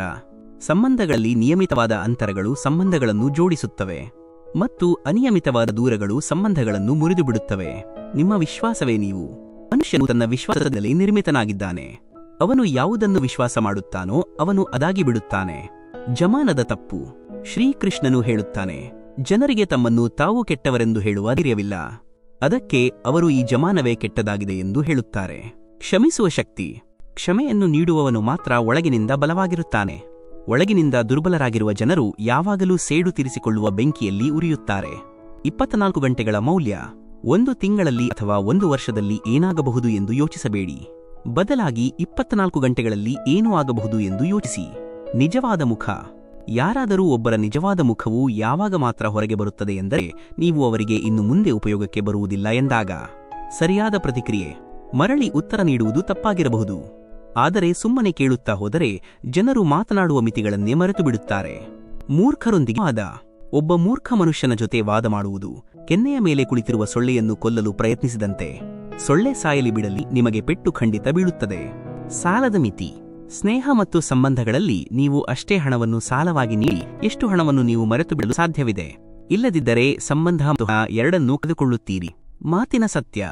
ಹೆಚ್ಚಾಗಿ ಸುಳ್ಳು ಹೇಳುವವರ ಮಾತುಗಳು ಸಿಹಿಯಾಗಿರುತ್ತವೆ ಮತ್ತು ಸತ್ಯ ಹೇಳುವವರ ಮಾತುಗಳು ಯಾವಾಗಲೂ ಕಹಿಯಾಗಿರುತ್ತವೆ. ಬದುಕಿರುವಾಗ ಗೌರವಿಸಿ. ಯಾರು ಒಬ್ಬರ ಗೌರವವನ್ನು ಮಾಡಿದರೆ ಅವರು ಜೀವಂತ ಇರುವಾಗಲೇ ಮಾಡಿ. ಸತ್ತ ನಂತರ ಅವರನ್ನು ದ್ವೇಷಿಸುವವರು ಕೂಡ ಅವನು ಬಹಳ ಒಳ್ಳೆಯ ಮನುಷ್ಯನಾಗಿದ್ದ ಎಂದು ಹೇಳುತ್ತಾರೆ. ನಿಮ್ಮ ಹೆಜ್ಜೆಗಳು ಮುಂದೆ ಇರಲಿ. ನಿಮ್ಮ ಹಿಂದೆ ನಿಮ್ಮ ಬಗ್ಗೆ ಮಾತನಾಡುವವರ ಮಾತಿನ ಮೇಲೆ ಎಂದಿಗೂ ಗಮನ ಕೊಡಬೇಡಿ, ಏಕೆಂದರೆ ಇದರರ್ಥ ನೀವು ಅವರಿಗಿಂತ 2 ಹೆಜ್ಜೆ ಮುಂದೆ ಇದ್ದಿ. ಜೀವನದ 3 ತಪ್ಪುಗಳು. ನನ್ನ ಜೀವನದ 3 ತಪ್ಪುಗಳು ಏನೆಂದರೆ, ಮೊದಲನೆಯದಾಗಿ ಪ್ರತಿಯೊಬ್ಬರ ಮೇಲೆ ಬಹಳ ಬೇಗ ವಿಶ್ವಾಸ ಇಟ್ಟೆ. ಎರಡನೆಯದಾಗಿ ಪ್ರತಿಯೊಬ್ಬರ ಬಗ್ಗೆ ನನ್ನ ಸ್ವಂತದ್ದಕ್ಕಿಂತ ಹೆಚ್ಚು ಕಾಳಜಿ ಮಾಡಿದೆ. ಮತ್ತು ಮೂರನೆಯದಾಗಿ ಎಂದಿಗೂ ಯಾರಿಗೂ ಮೋಸ ಮಾಡಲಿಲ್ಲ. ಪತ್ನಿ ಮತ್ತು ಅದೃಷ್ಟ. ಅದೃಷ್ಟ ಮತ್ತು ಪತ್ನಿ ಇಬ್ಬರೂ ತೊಂದರೆ ಇಡಬಹುದು, ಆದರೆ ಯಾವಾಗ ಅವರು ಜೊತೆ ಕೊಡುತ್ತಾರೋ ಆಗ ಜೀವನವೇ ಬದಲಾಗಿ ಬಿಡುತ್ತದೆ. ನಿಮ್ಮದೇ ಶೈಲಿ. ಜೀವನದ ಮಜಾವನ್ನು ನಮ್ಮದೇ ರೀತಿಯಲ್ಲಿ ತೆಗೆದುಕೊಳ್ಳಬೇಕು. ಜನರ ಸಂತೋಷಕ್ಕಾಗಿ ಸಿಂಹಕ್ಕೂ ಕೂಡ ಸರ್ಕಸ್ನಲ್ಲಿ ನೃತ್ಯ ಮಾಡಬೇಕಾಗುತ್ತದೆ. ಕಠಿಣ ನಿರ್ಧಾರಗಳು. ಕೆಲವು ಜನರನ್ನು ಬಿಟ್ಟು ಬಿಡುವುದು ಬಹಳ ಅವಶ್ಯಕವಾಗಿರುತ್ತದೆ. ಒಂದು ವೇಳೆ ನಾವು ಅವರನ್ನು ಬಿಡದೇ ಇದ್ದರೆ ಅವರು ನಮ್ಮನ್ನು ಎಲ್ಲದಕ್ಕೂ ಯೋಗ್ಯರಲ್ಲ ಎಂದು ಮಾಡಿಬಿಡುತ್ತಾರೆ. ಧೈರ್ಯದ ಫಲ. ಧೈರ್ಯವನ್ನು ಇಟ್ಟುಕೊಳ್ಳಿ. ಕೆಲವೊಮ್ಮೆ ಜೀವನದಲ್ಲಿ ಅತ್ಯಂತ ಒಳ್ಳೆಯ ವಿಷಯವನ್ನು ಪಡೆಯಲು ನಾವು ಅತ್ಯಂತ ಕೆಟ್ಟ ಹಂತದಿಂದ ಹಾದು ಹೋಗಬೇಕಾಗುತ್ತದೆ. ಯೋಗ ಮತ್ತು ಸಹಕಾರ. ಆರೋಗ್ಯಕ್ಕಾಗಿ ಯೋಗ ಮತ್ತು ಅಗತ್ಯದ ಸಮಯದಲ್ಲಿ ನೀಡಿದ ಸಹಕಾರ ಇವೆರಡೂ ಜೀವನವನ್ನು ಬದಲಾಯಿಸುತ್ತವೆ. ಏಕಾಂಗಿ ಪಯಣ. ಒಂದು ವೇಳೆ ನಿಮಗೆ ಏಕಾಂಗಿಯಾಗಿ ನಡೆಯಬೇಕಾದರೆ ಭಯಪಡಬೇಡಿ, ಏಕೆಂದರೆ ಸ್ಮಶಾನ, ಶಿಖರ ಮತ್ತು ಸಿಂಹಾಸನ ಈ 3 ಸ್ಥಳಗಳಲ್ಲಿ ಮನುಷ್ಯನು ಒಬ್ಬನೇ ಇರುತ್ತಾನೆ. ಅನುಭವದ ಪಾಠ. 100 ಸಲಹೆಗಳ ಮಾತುಗಳಿಗಿಂತ ಅನುಭವದ ಒಂದೇ ಒಂದು ಪೆಟ್ಟು ಮನುಷ್ಯನನ್ನು ಹೆಚ್ಚು ಬಲಶಾಲಿಯನ್ನಾಗಿ ಮಾಡುತ್ತದೆ. ಜನರ ಮಾತು. ನೀವು ಏನು ಮಾಡಲು ಬಯಸುತ್ತೀರೋ ಅದನ್ನು ಖಂಡಿತವಾಗಿಯೂ ಮಾಡಿ. ಜನರು ಏನು ಹೇಳುತ್ತಾರೆ ಎಂದು ಯೋಚಿಸಬೇಡಿ, ಏಕೆಂದರೆ ನೀವು ಏನನ್ನೂ ಮಾಡದಿದ್ದರೂ ಕೂಡ ಜನರು ಮಾತಾಡುತ್ತಾರೆ. ಪ್ರೀತಿ ನೋವು. ಮೇಣದ ಬತ್ತಿಗೆ ಕೊನೆಯಲ್ಲಿ ಮಾತ್ರ ಇಳಿಯುತ್ತದೆ, ಅದು ತನ್ನ ಎದೆಯಲ್ಲಿ ಅಡಗಿಸಿ ಇಟ್ಟುಕೊಂಡಿದ್ದ ದಾರವೇ ಬತ್ತಿ ಅದನ್ನು ನುತ್ತಿದೆ ಎಂದು. ಕಾಲದ ಶಕ್ತಿ. ಕೇವಲ ಇಂದಿನ ಸ್ಥಿತಿಯನ್ನು ನೋಡಿ ಯಾರದ್ದೋ ಬಗ್ಗೆ ಅಂದಾಜು ಹಾಕುವುದು ಸಾಧ್ಯವಿಲ್ಲ, ಏಕೆಂದರೆ ಸಮಯವು ಬಹಳ ಬಲಶಾಲಿಯಾಗಿದೆ. ಸಣ್ಣ ಲೋಪಗಳು. ಸಣ್ಣ ಸಣ್ಣ ಖರ್ಚುಗಳಿಂದ ಎಚ್ಚರದಿಂದ ಇರಿ, ಏಕೆಂದರೆ ಒಂದು ಚಿಕ್ಕ ರಂಧ್ರ ಕೂಡ ದೊಡ್ಡ ಹಡಗನ್ನು ಮುಳುಗಿಸಲು ಸಾಧ್ಯವಿದೆ. ಸಂಬಂಧಗಳ ಸೌಂದರ್ಯವು ಒಬ್ಬೊಬ್ಬರು ಮಾತನಾಡುವುದನ್ನು ಅರ್ಥ ಮಾಡಿಕೊಳ್ಳುವುದರಲ್ಲಿ ಇದೆ. ನಿಮ್ಮದೇ ಇರುವಂತಹ ಒಬ್ಬ ವ್ಯಕ್ತಿಯನ್ನು ಹುಡುಕಿದರೆ ನೀವು ಏಕಾಂಗಿಯಾಗಿ ಉಳಿದುಬಿಡುತ್ತೀರಿ. ಅತಿ ಒಳ್ಳೆಯತನ ಇಂದಿನ ಕಾಲದಲ್ಲಿ ಹೆಚ್ಚು ಒಳ್ಳೆಯವಾಗಿರುವುದು ಕೂಡ ಒಳ್ಳೆಯದಲ್ಲ. ಬೀಳುವ ನೋವು, ನಿಮ್ಮನ್ನು ಬೀಳಿಸುವವರು ನಿಮ್ಮವರೇ ಆಗಿದ್ದರೆ ಆ ನೋವಿನಿಂದ ಚೇರಿಸಿಕೊಳ್ಳಲು ಹೆಚ್ಚು ಸಮಯ ಬೇಕಾಗುತ್ತದೆ. ಗೌರವದ ಅರ್ಥ, ಇಂದಿನ ಕಾಲದಲ್ಲಿ ಜನರು ನಿಮ್ಮನ್ನು ಗೌರವಿಸುವುದು ಅವರಿಗೆ ನಿಮ್ಮ ಅವಶ್ಯಕತೆಯಾಗ ಮಾತ್ರ. ಸಂತೋಷದ ಅಭ್ಯಾಸ, ಉದಾಸೀನತೆಯು ನಿಮ್ಮ ಅಭ್ಯಾಸವಾಗುವ ಮೊದಲು ಸಂತೋಷವಾಗಿರಲು ಕಲಿಯಿರಿ. ಮರಳಿ ಬರುವವರು, ಮುಗಿಸಿಕೊಂಡು ದೂರ ಹೋದ ಜನರು ಮಾತ್ರ ಮರಳಿ ಬರುತ್ತಾರೆ. ಸಂಪೂರ್ಣವಾಗಿ ಮುರಿದು ಹೋಗಿ ಹೋದವರು ಇಂದಿಗೂ ಮರಳಿಬುವುದಿಲ್ಲ. ಪ್ರತಿದಿನದ ನೋವು, ಕೆಲವು ಜನರು ನಮ್ಮ ಹೃದಯಕ್ಕೆ ಪ್ರತಿದಿನವೂ ನೋವು ನೀಡುತ್ತಾರೆ, ಆದರೂ ನಾವು ಅವರೊಂದಿಗೆ ಮಾತನಾಡಿ ಸಂತೋಷಪಡುತ್ತೇವೆ. ಪ್ರೀತಿ ಹೀಗಿರುತ್ತದೆ. ಮನಸ್ಸಿನ ಗಟ್ಟಿತನ, ಯಾರು ತಮ್ಮರಿಂದಲೇ ನೋವು ಅನುಭವಿಸಿರುತ್ತಾರೋ, ಯಾರು ತಮ್ಮರಿಂದಲೇ ತಿರಸ್ಕರಿಸಲ್ಪಟ್ಟಿರುತ್ತಾರೋ ಅವರು ಹೃದಯದ ಮತ್ತು ಮಾತಿನಿಂದ ಬಹಳ ಕಠಿಣರಾಗಿ ಬಿಡುತ್ತಾರೆ. ಸ್ವಾರ್ಥ ಜಗತ್ತು, ನೀವು ಸಂತೋಷವಾಗಿರಲು ಬಯಸಿದರೆ ಸ್ವಾರ್ಥಿ ಜನನ್ನು ನಿಮ್ಮ ಫೋನಿನಿಂದ ಮಾತ್ರವಲ್ಲದೆ ನಿಮ್ಮ ಜೀವನದಿಂದಲೇ ದೂರವಿಡಿ, ಅಂದರೆ ಬ್ಲಾಕ್ ಮಾಡಿಬಿಡಿ. ಮೋಸದ ಚಕ್ರ, ಮೋಸ ಅಂದ್ರೆ ದಗ ಎಂದೂ ಸಾಯುವುದಿಲ್ಲ. ನೀವು ಮೋಸ ಮಾಡಿದರೆ ನಾಳೆ ನಿಮಗೂ ಮೋಸ ಸಿಗುತ್ತದೆ.